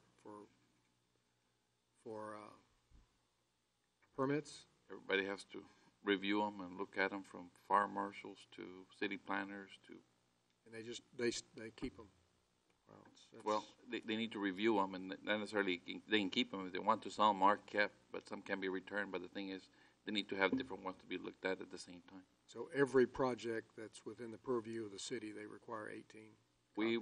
Sometimes we do as many as 50, 60 sets. Be picked up by the contractor, subcontractors, and so on and so forth, and we submit many to the city for review, and whatever the city needs, some to PUB, some to. You just need it. That's part of the blueprint review. And I see 15 sets for contractor bidding phase. That's we only correct. had 2 or 3 bidders on this thing. Yes, but you have to provide them in case people want to look at them and see them, and we provide them to the AGC and let them look so people can go and buy and look at them. So you don't know how many you're going to pick up, but we have to have enough. And then some pick up more than others because they want to be able to get their subcontractors to look at them. And so it all depends. We just want to have enough sets out there. Nothing worse than saying I didn't get to bid because I didn't have a copy of the blueprints. In this case, it wasn't a horrendous amount of money, $800, $1,600, but those numbers captured my attention. Thank you. No problem. Additional comments? There's a motion and a second to approve item 13. All those in favor signify by raising your hand, saying aye. Aye. Motion carries. D, recommend approval of the following contracts and agreements. 17, recommend approval to enter into an agreement with the Elections Administrator of Cameron County to conduct the bond election and to ensure that it is done in accordance with the Texas Election Code. Is there a motion to approve? So moved. I second. There's a motion and a second to approve item 17. Discussion, Mr. Munoz. Thank you, Mr. Chairman. The last meeting, we tabled this. For this meeting, we had a couple of requests, and I want to thank Mr. Ortiz for complying with one of them, and that was the early voting ballot board. They've agreed to, or the other entities probably have agreed to go along with our request, and I appreciate that. That was on page 98. I think she's a very experienced person, and stand by what I said there. But thank you. On page 90, I have some questions. Is Mr. Ortiz still? There he is.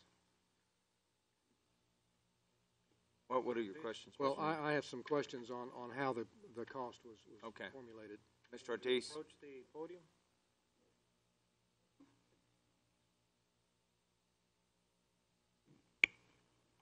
Good evening.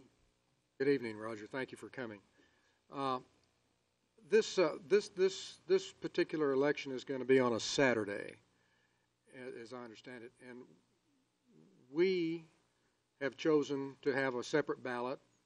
We understand that, and there are at least 3 other entities involved: the Port of Brownsville, the college. I believe they're going to have some people on the ballot, and then there's a segment of the city, and then ourselves.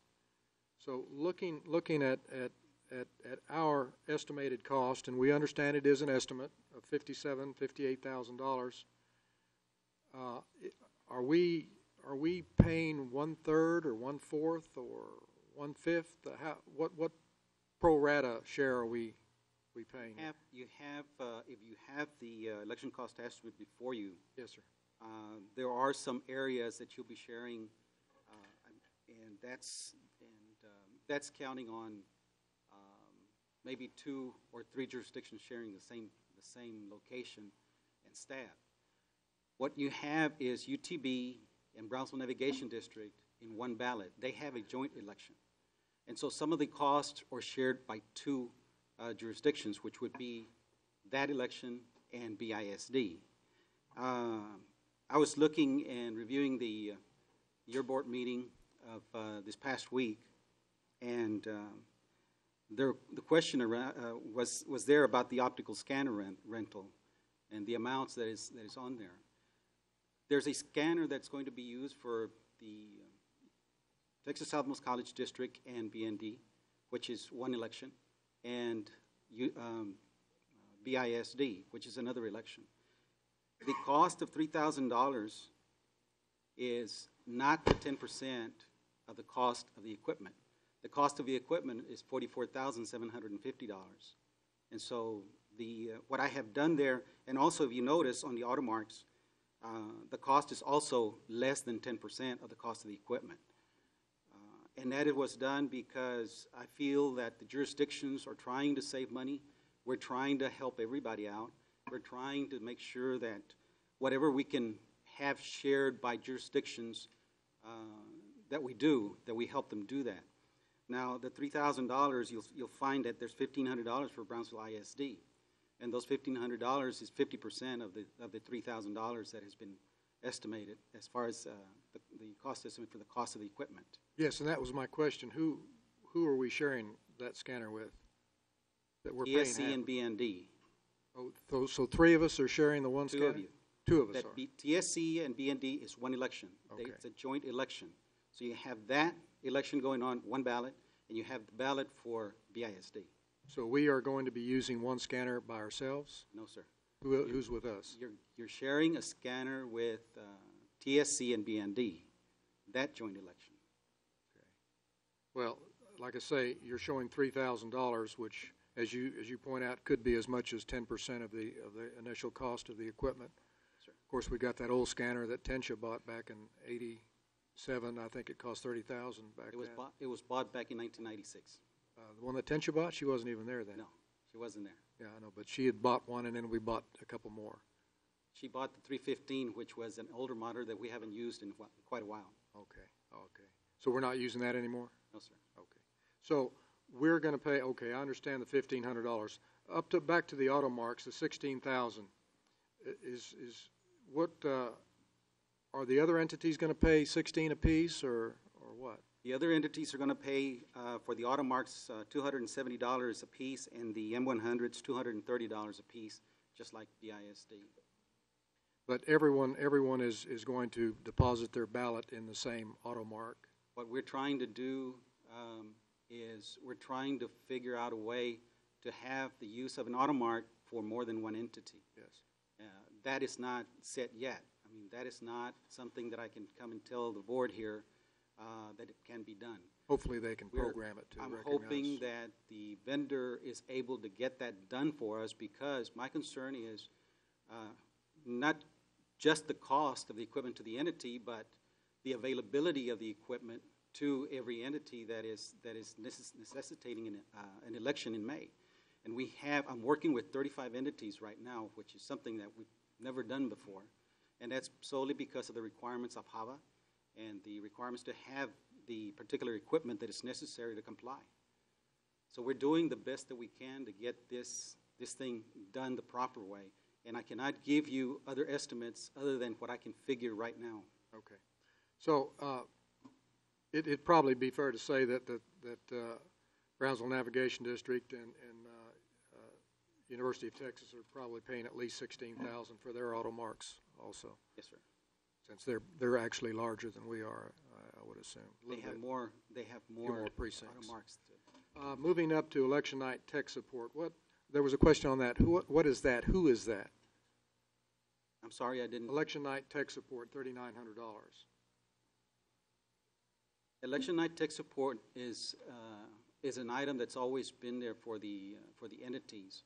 We have a technician that will be here to make sure that all the equipment that is going to be used by BISD is tested.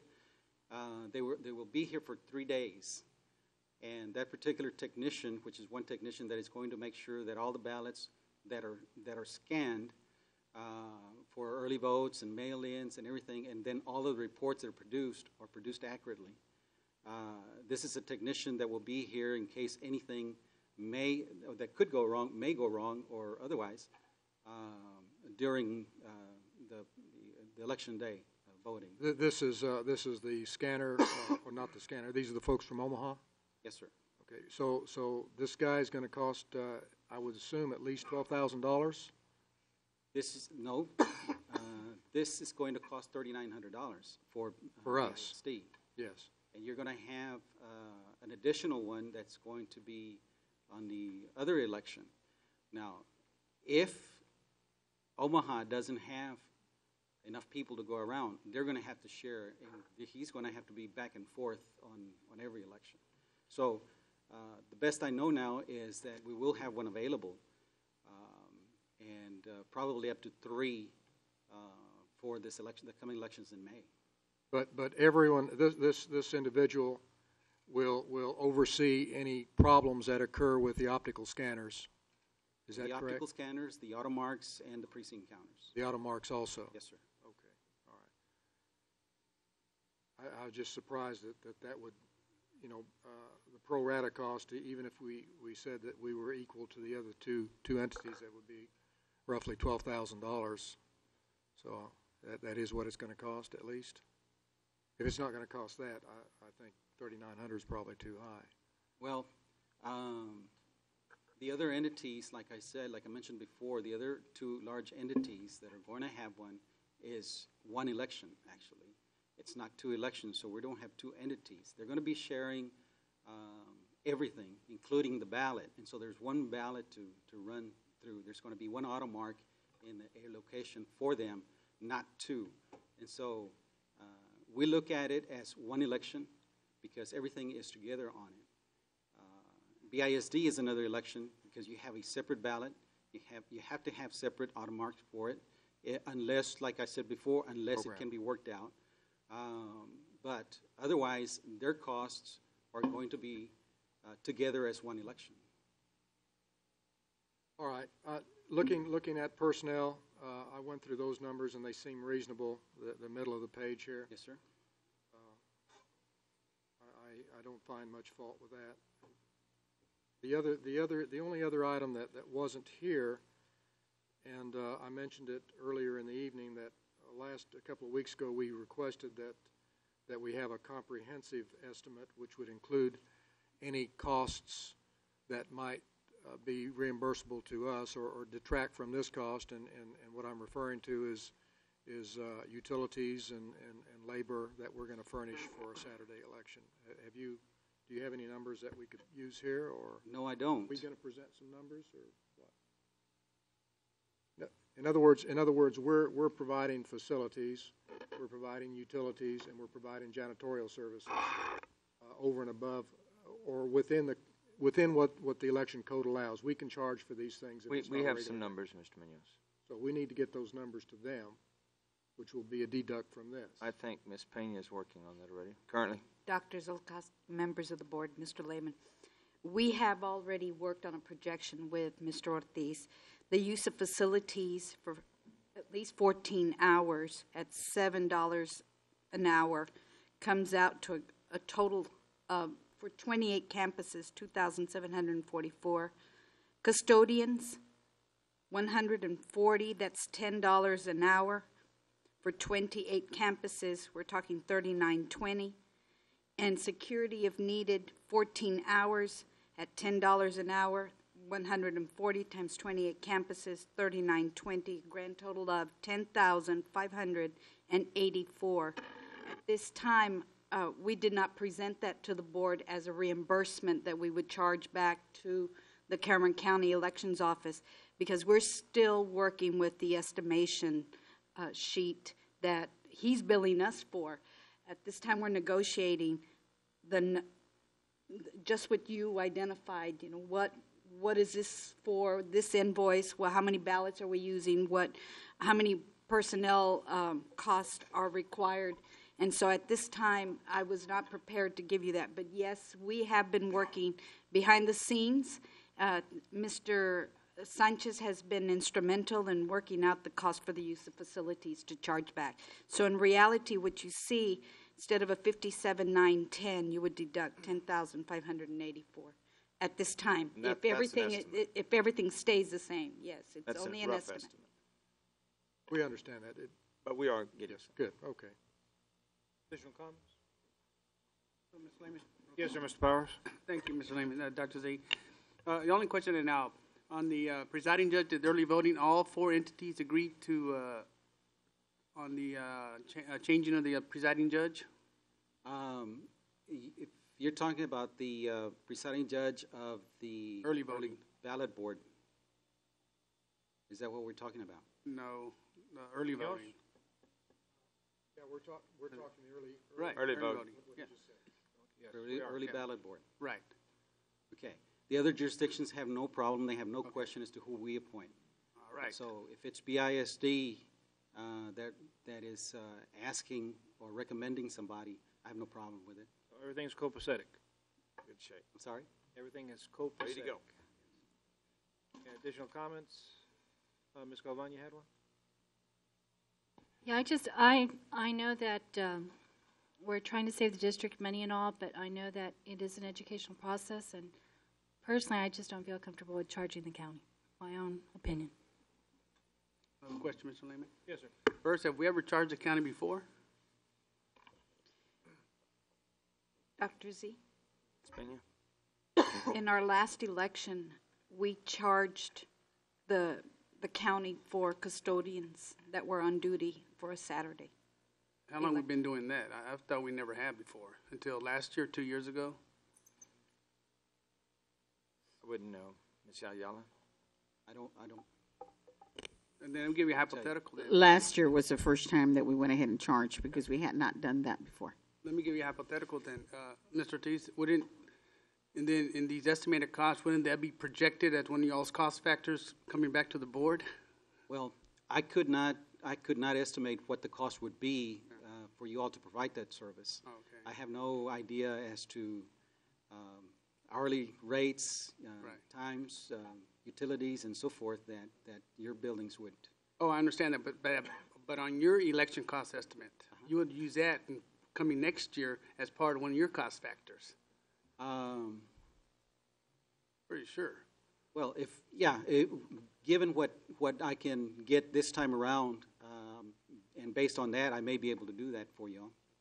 Well, I want to compliment Ms. Bertha Pena and you, Mr. Ortiz. I got every confidence in every level in your staff and you, Mrs. Pena, and in this election.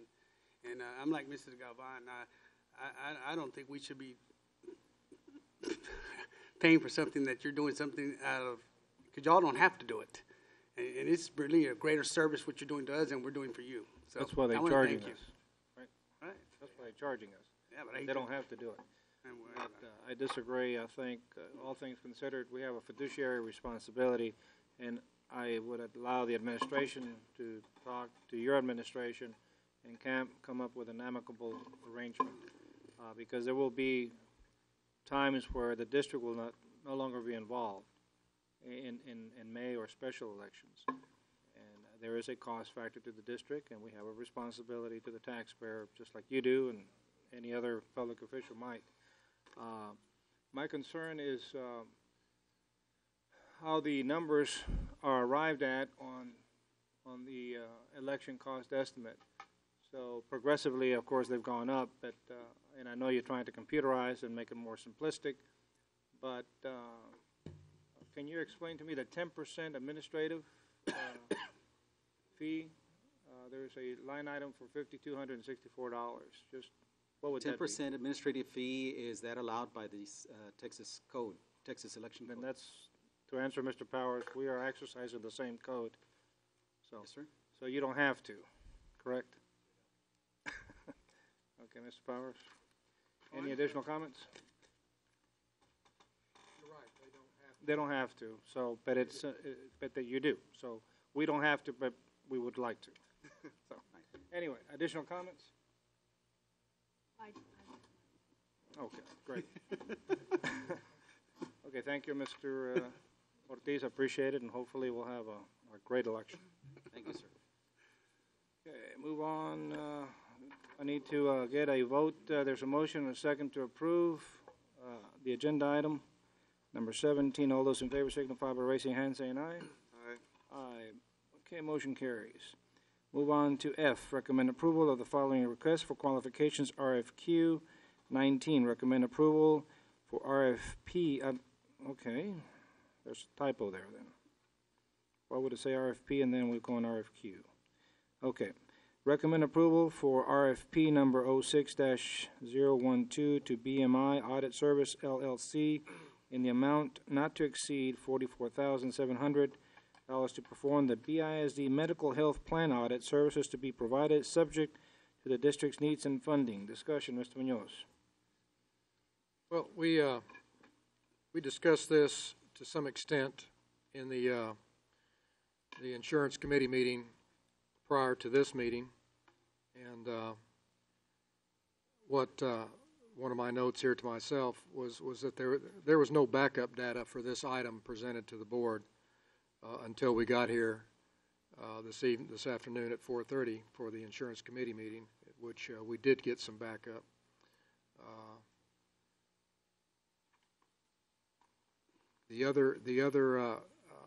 Did we get some bid tabs on bidders on this afternoon? I think we have a recommendation to go with the 44.7 for BMI. We have do we have that? We do have a bid tab that. This one right here. Okay. The beige looking Alamo stationery.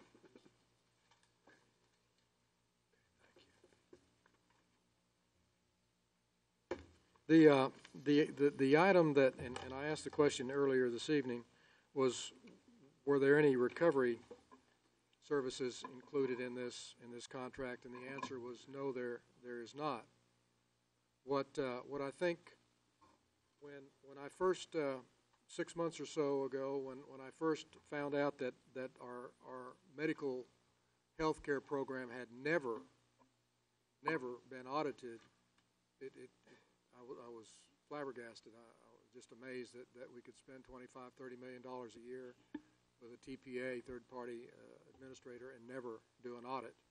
But we're at the stage where we're recommending someone to do an audit. But in the interim period, when we first discussed this, we pointed out to the administration that there are specialty firms, auditing firms, medical auditing firms that do this. They do these audits on contingency, so to speak. In other words, there are firms out there that specialize in this. This is all they do. This is their bread and butter. And they get up to 1/2 of what they recover. So here we're being asked to pay $47,700 for an audit of the numbers, and whatever the numbers reveal to us, we're going to have to decipher that and decide what we want to do with that. If the audit says, looks like you overcharged here or there, I really don't know.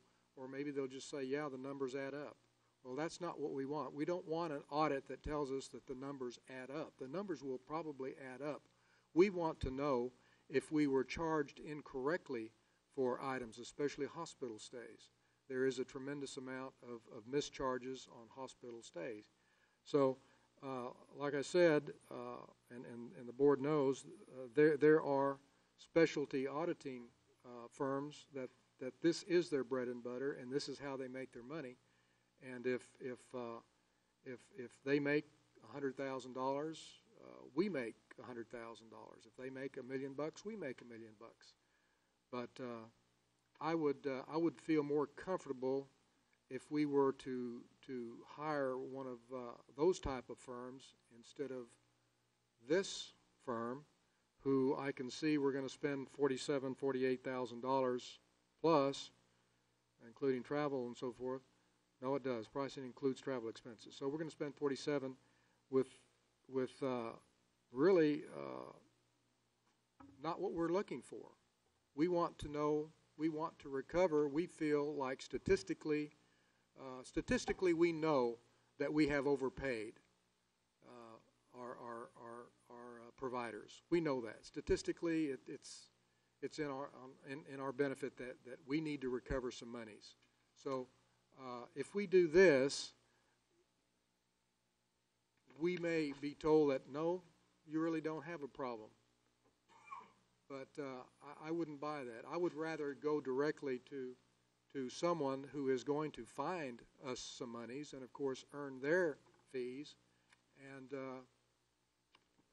reimburse the district for perhaps millions of dollars. There's potentially millions of dollars involved here. I don't know how far they can go back. I think they can go back 2-3 years anyway. But when we spend $25-30 million a year, I've heard numbers as high as 15-20% overcharges that some of these firms actually will tell you that they can recover 15% on average.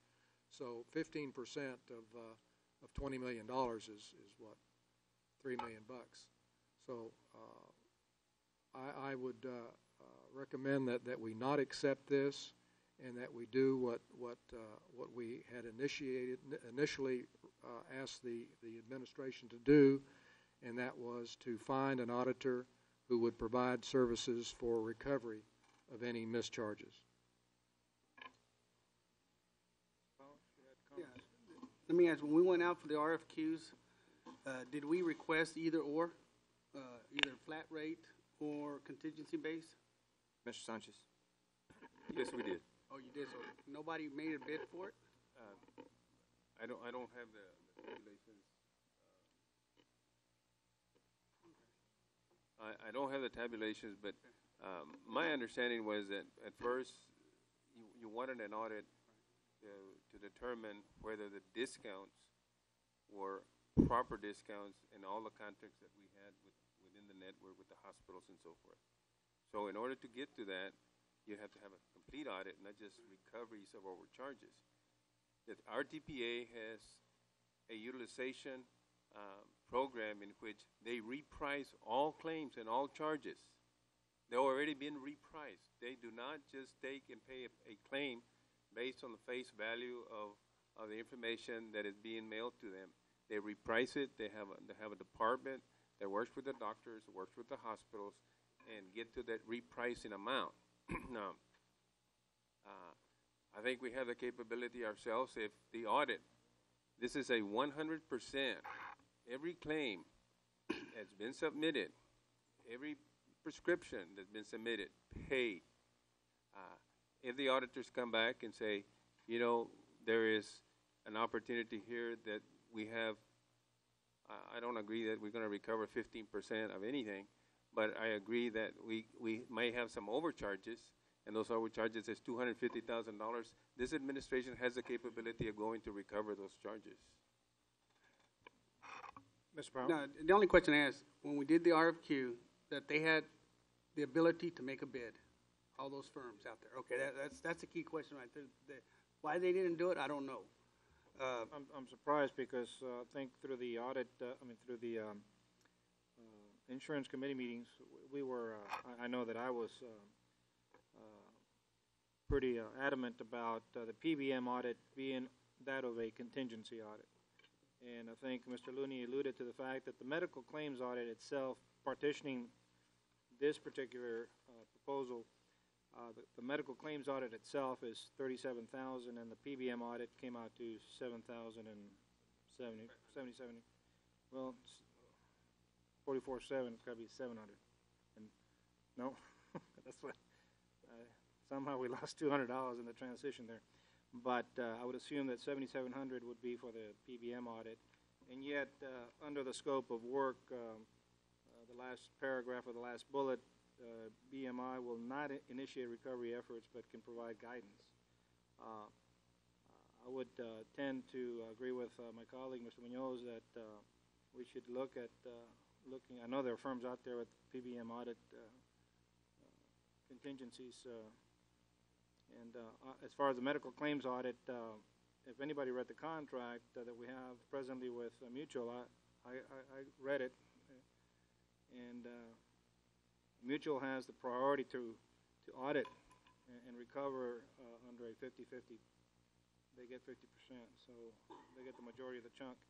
So I don't know if even another firm can come in and audit based on the contract we have. That's something legal would have to look at. Yes, sir. I think you do have the right to audit. I don't think that that's an issue. I just want to point a caution out that if a contingent firm comes back and says, yes, I've found X amount, all that has done from a litigation standpoint is create a fact issue. It's not determinative or dispositive of the issue. At that point, the vendor has an opportunity to question that audit and its findings, and then you've got the battle of the experts. But all that a contingent fee firm will do is create a fact issue that would be subject to litigation. Litigation on what factor? In terms of the vendor saying, I disagree with that figure, with those numbers by your auditors. If we were to initiate an action saying, well, we believe our auditors, and somehow initiate some type of breach of contract action, they would have the opportunity to defend it and have their auditors say those numbers are wrong, and we would be saying that our auditors' numbers are right. Okay? You understand what I'm saying? How would that... It's an audit, a contingent audit is not dispositive of the issue. It does that. We're not going to, let's say they come back and say they owe us $1 million. You know? I think recovery is pretty simple.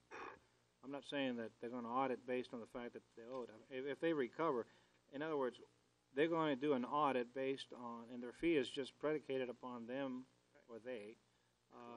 The key is recovery. Yeah. Yeah. The key is the medical. To give us, I mean, the medical community could dispute it and say, you know, my figures are right. All I'm saying is that it creates a fact issue. It's not dispositive. It can be disputed if it were not under a contingency, just a flat fee. I'm just saying, why should we, on a PBM audit, we've already brought Mutual somewhat down, and they knew that they were excessively charging, and they compromised. Mr. Lehman, I'm not going to comment on the issues of policy because those are before you all. I can burn the midnight oil on this one, but I'm just simply saying that the PBM audit itself can be gotten, that I know of, under a contingency basis. Yeah, and that's a policy decision. I'm very surprised that it is not here, something that we discussed. I would favor having the medical claims audit is more sophisticated. I don't think anyone's going to take it. I don't know of any companies that might take it on the contingency on that scope because it's more intense. Mr. Looney has alluded that there are two components to this proposal. The medical claims audit is $37,000 and the PBM audit is $7,700, the way I figured it. So that's where we stand. I would like to, for the sake of argument, move the PBM audit to be a contingency audit based on whatever they're able to recover. And that's something that I'd like to propose. I don't know if my colleagues would favor that. Unless that we go out and rebid this and just simply say, hey, is there a company out there that has strictly only contingency basis? I'm surprised that no company would look at recovery efforts if it's, you know, their capabilities out there or opportunity. So I'll leave it up to the colleagues. Any comments, Doctor? It's a two-part question. First of all, I don't understand your comment on it being a policy issue. Secondly, did we at all look into the PBM audit? Mr. Lehman? Yeah, whoever wants to first. Mr. Lehman, Dr. Escobedo, I'm just pointing out, I'm just looking down the road. If this were, we were to have to litigate this, you know, that's all I'm saying. As far as what type of audit that you all want, that's a policy issue. And I just don't want the board to feel that automatically because you go one route or the other that if you go one route that you're automatically going to get money, or if you go the other route that you're automatically precluded from recovering money. It's a policy issue. I'm just wanting to be sure that there's risks both ways going down, and there's nothing for sure either way. That's all I'm saying from a litigation standpoint. I still don't understand. How is it a policy issue? I'm sorry, I don't understand. It's a policy issue as to which way you want to do it. In other words, we have That's to not make my a decision as I'm to not a we policy go with maker. a recommendation, or That's your decision. we table, I'm or just here to we give you- amend. In other words, Let me give a Ms. legal, Powers? legal issue. Dr. Z, and probably Mr. Sedania, if the RFQ went out for bid and it had on there, fees or contingency, and nobody submitted bids for on the contingency basis, are we allowed to amend the original RFQ? If only 4 proposals came in anyways. I don't Is it think better I to understand. reject the bid, or is You it can better? reject this bid completely, but, and just not vote on it and tell the administration we don't want it. You can do that. Mhm. And then perhaps instruct to go out for specifically only that type of bid. That's certainly within your power to do that. may I interject? Yes. Mr. Looney has, I asked a question earlier during the, conference presentation on whether the medical claims audit, this particular, is this an RFQ or an RFP? RFQ. Then we need to amend the recommendation. That it has two components. One is the medical claims audit. The other one is the PBM audit. By PBM is the pharmaceutical end of it. He broke it down that the medical claims audit came out to $37,000 and the PBM audit came out to $7,700. So by that understanding is that it has two components. Can we accept one or not the other, or accept both or not? Dr. Solkowski. Mr. Sanchez. The way it went out, I don't know that legally, I don't know the legal implications, but if you do the audit on prescription, the dollar amounts on prescription versus the dollar amount on claims in volume, in dollars, the recoveries are more likely to happen on the claim side and not on the prescription side. And therefore, the comprehensive audit would give you the best of the two worlds, because you have the big dollar amounts on the medical claim side, they're not on the prescription side. If we're going to limit to the prescription side, then your recoveries in total dollars are going to be minimized. I mean, is that what the board desires to do? I would stick with the recommendation from administration. If you're asking me to, I would stick with the recommendation to do a complete audit, both of medical and prescriptions. I understand that. The question was, can they be separated? That we can go for the medical audit, claims audit as stipulated for 37, and then come back and go out for PBM audit on a contingency basis. And there seems to be a reluctance. Mr. Lehman? Yes, sir. I don't know what the answer to that question is without looking at it. And maybe Mr. Sanchez can shed more light on it. If some of these requests came in to do both, or I didn't even know that was separate until today. And if whether the proposal that was put in, or the response to the RFQ that was put in was based on that. And I'd have to see the way it was written, because I did not see, I didn't take part, I don't take part in any of that. So I really couldn't give you a legal opinion on that without seeing how it was written, and whether it was a global type of submission that by amending it here would have changed the opportunity for other bidders to have looked at it. Would you like time to review it? Would you like time to review it? Yes, sir. Okay. Then I would recommend that this item be tabled. I don't know if there's a motion that would like to be entertained. Allow administration ample time to review. I think Mr. Looney might be able to answer that question, or we can table it, but I think Mr. Looney here helped prepare that, so he ought to be able to answer that question. Well, it's up to you. I'm just, no, I mean, I would like to answer. That's a good yeah, answer. go ahead, but bring Mr. Looney. Mr. Looney, would you mind answering that question? Mr. Lehman, board members, the RFP was in two parts. It had two sections to it, one for a medical audit and one for the prescription drug audit. And the RFQs were received, they did split them out into two separate pieces. Thank you, Mr. Looney. And Then you could probably split them with proper motion here before. so we could award the medical claims audit today and then come back and hopefully reissue the PBM audit. Yeah. But this still doesn't get us where we want to go, and that is to recover any monies that we've overpaid, to identify and recover. We would still have to, what council has said the pitfalls are would be, in the way I understood it, applicable in either case, either with a contingency or doing it ourselves. And I'd rather have someone fighting for us because. No, I understand. I agree with you 100%. But the way the contract is written with Mutual of Omaha on the two components, go ahead. No, just to comment on Mr. Munoz's remarks, Mr. Munoz. Basically, my remarks is ultimately in a request for qualifications, such as this.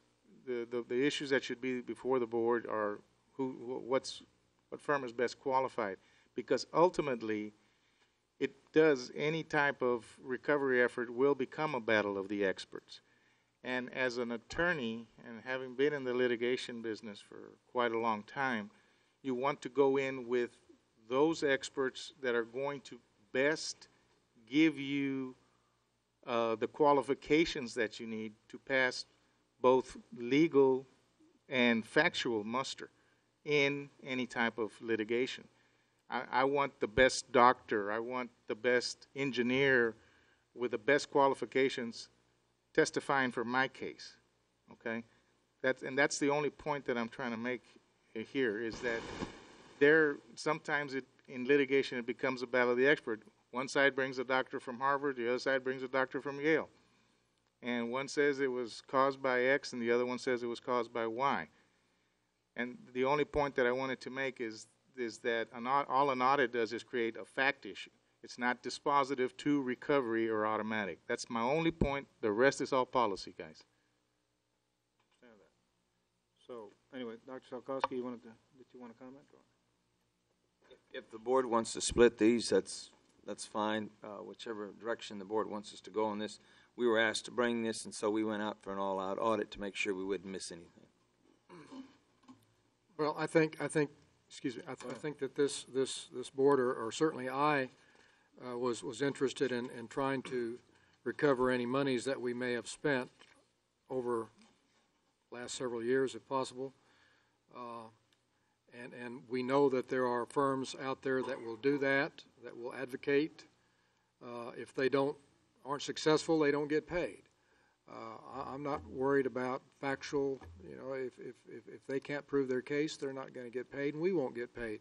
But at this stage of the game, if we spend $47,000 and find nothing, we've spent $47,000.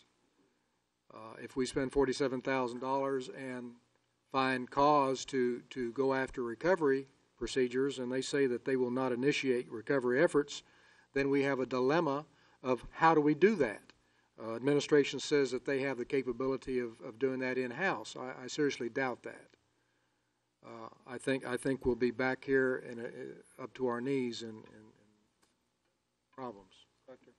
So to answer the second half of my question, Dr. Z, did we at all look into companies that work on a contingency basis before we went out for our RFQs? Repeat the question. I'm sorry, you were a little quick on me. Before we went out for RFQs, did we at all look into companies that work on a contingency basis, which we had discussed in the committees? With Mr. Sanchez, I'm not sure. I had to defer that to Mr. Looney. Mr. Looney?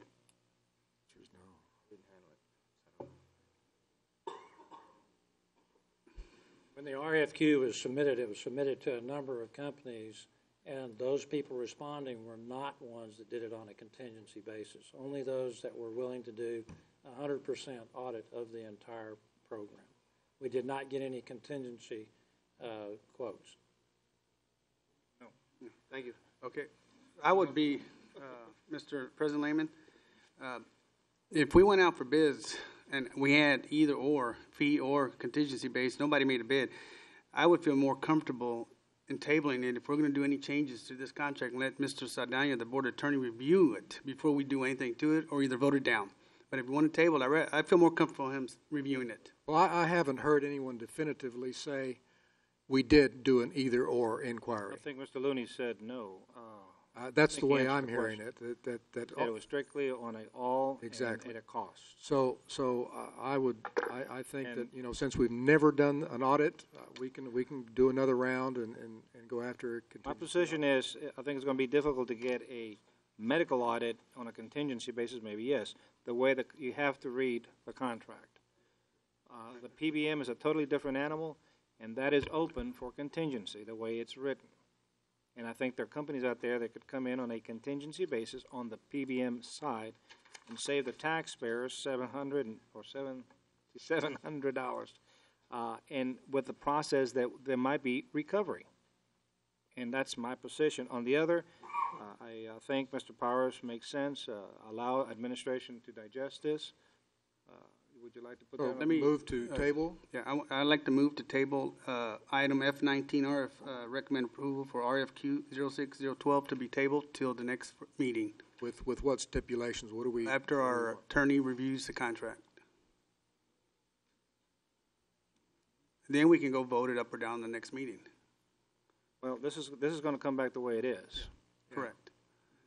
Correct? And if the attorney says it's okay to amend it. Unless administration wants to come back and give a different recommendation. I think we've had enough discussion as to give them latitude as to what some of these board members are requesting, so. Because you want one way, he wants another way, and et cetera, so why go, let's let our attorney. Mr. Looney pretty much, Right. I mean, they're gonna have to get together and decide whether certain audits can be done on a contingency. My position is that a PBM audit, there are firms out there that do contingency. That's a given. And apparently, we did not approach it that way. I'm asking administration to consider that. If they want to come back and just offer the medical end of it and go out for contingency on the other, that could be a recommendation. I made the motion. He made the motion. Do I have a second? I'll second it. Okay, there's a motion, a second to postpone item 19 for the next meeting, or how long do you need, Doc? Second meeting, Thursday. A meeting in April. Hold on. I know it's the fourth vote. I may, just depending on information, I wouldn't want to promise. And we'll bring it back before May 1st. April 18th? The 18th. 18th. The 18th to give us some time. Okay. Thank you. So postpone item 19 until April 18th, 2006. There's a motion, a second. All those in favor signify by raising hands, saying aye. Aye. Motion carries unanimous. Thank you. Move on to item 20. Recommend approval for RFP number 06-065 for the district's property and casualty insurance services to be provided subject to district needs and funding. Is there a motion? So moved. There's a motion. Is there a second? Second. Motion and second. Discussion, Mr. Munoz. Yes, sir.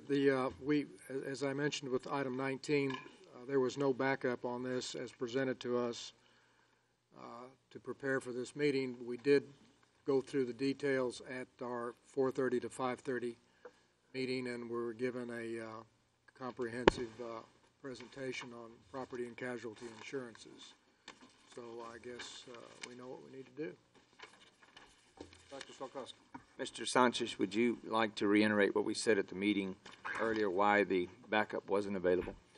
The backup was not available because even as of today, like I said, 1 hour prior to our insurance committee meeting, we were still negotiating, and those figures were not finalized. So to bring them to you, or to bring you a spreadsheet with premature figures, and then come back and tell you all of the figures have changed, and then try to explain why they changed, I didn't think that would be an ethical way to do that. So we reserve the right to negotiate up until the minute right before we came to the insurance committee meeting.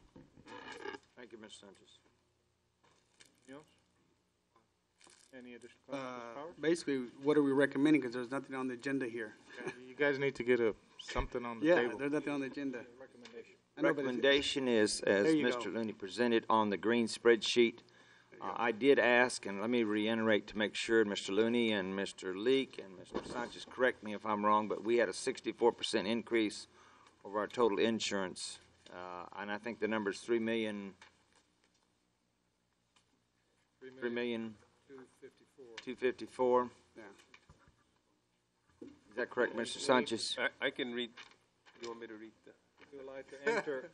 We would like to enter the green sheet as part of the backup. Is that correct, Counselor? Yes, I would absolutely, we need to make a record of what is before the board and what the board is going to be voting the on. document that would be submitted as backup. Yes, And sir. okay, and then now you can read it. Okay. Doctor, is that Mr. Sanchez? The recommendation is for the board to accept the recommendations for the following: automobile liability to Mr. Cavazos, automobile physical damage bodily injury to Mr. Cavazos Insurance, general liability employee benefits to Mr. Cavazos, law enforcement liability to Mr. Cavazos, crime employee dishonesty to Mr. Cavazos, fuel storage tank liability to Mr. Cavazos, and then property insurance inclusive of fire and buildings to Mr. McGriff, primary flood McGriff, windstorm to McGriff, the 25 million excess coverage to McGriff, the 25 million excess on basic to McGriff, the contractor's equipment to McGriff, boiler and machinery to Mr. Cavazos, for a total of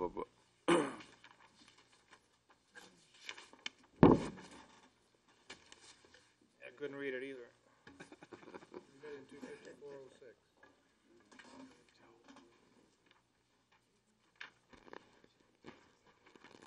for a total of 3,946,622. You have to add the Cavazos premiums at the top, and then the 3,254,000 for McGriff, and that gives you the 3,954,000. 3,946,622. That is presented on the green sheet? Yes, it's at the bottom there, sir. The bottom on the next to the right-hand corner, the left column, you see 3,254,000 for McGriff, and if you add all the recommendations for Mr. Cavazos, they add up to 692,616. Adding both figures together, I've got 3,946,622. Okay, Mr. Powers, you had a question? No, I think Kalunga made the motion. You can amend it to say as upon recommendation of administration. It's in the background. Correct, but when you read it, it wasn't in the background. So we have to amend it. I think we'd be amending. I move to amend the motion to approve the RFP as recommended by the administration as presented in the green sheet. Which is white. Second. With one green line. Second. Okay, there's a motion, a second to approve item 20 with the submitted documents as recommended by administration. All those in favor signify by raising hands, saying aye. Aye. Aye, motion carries. And I'm abstaining. I wasn't You're at the abstaining, and presentation. you didn't say a peep like that. Okay, there is, the motion carries 6 and 1 abstention, with Ms. Galvan abstaining. Okay, move on to closed meeting number 10. As pursuant to the Texas Government Code, Section 55.071, 55.072, 55.1.04, 55.1.082, and 55.084. Board goes into executive session.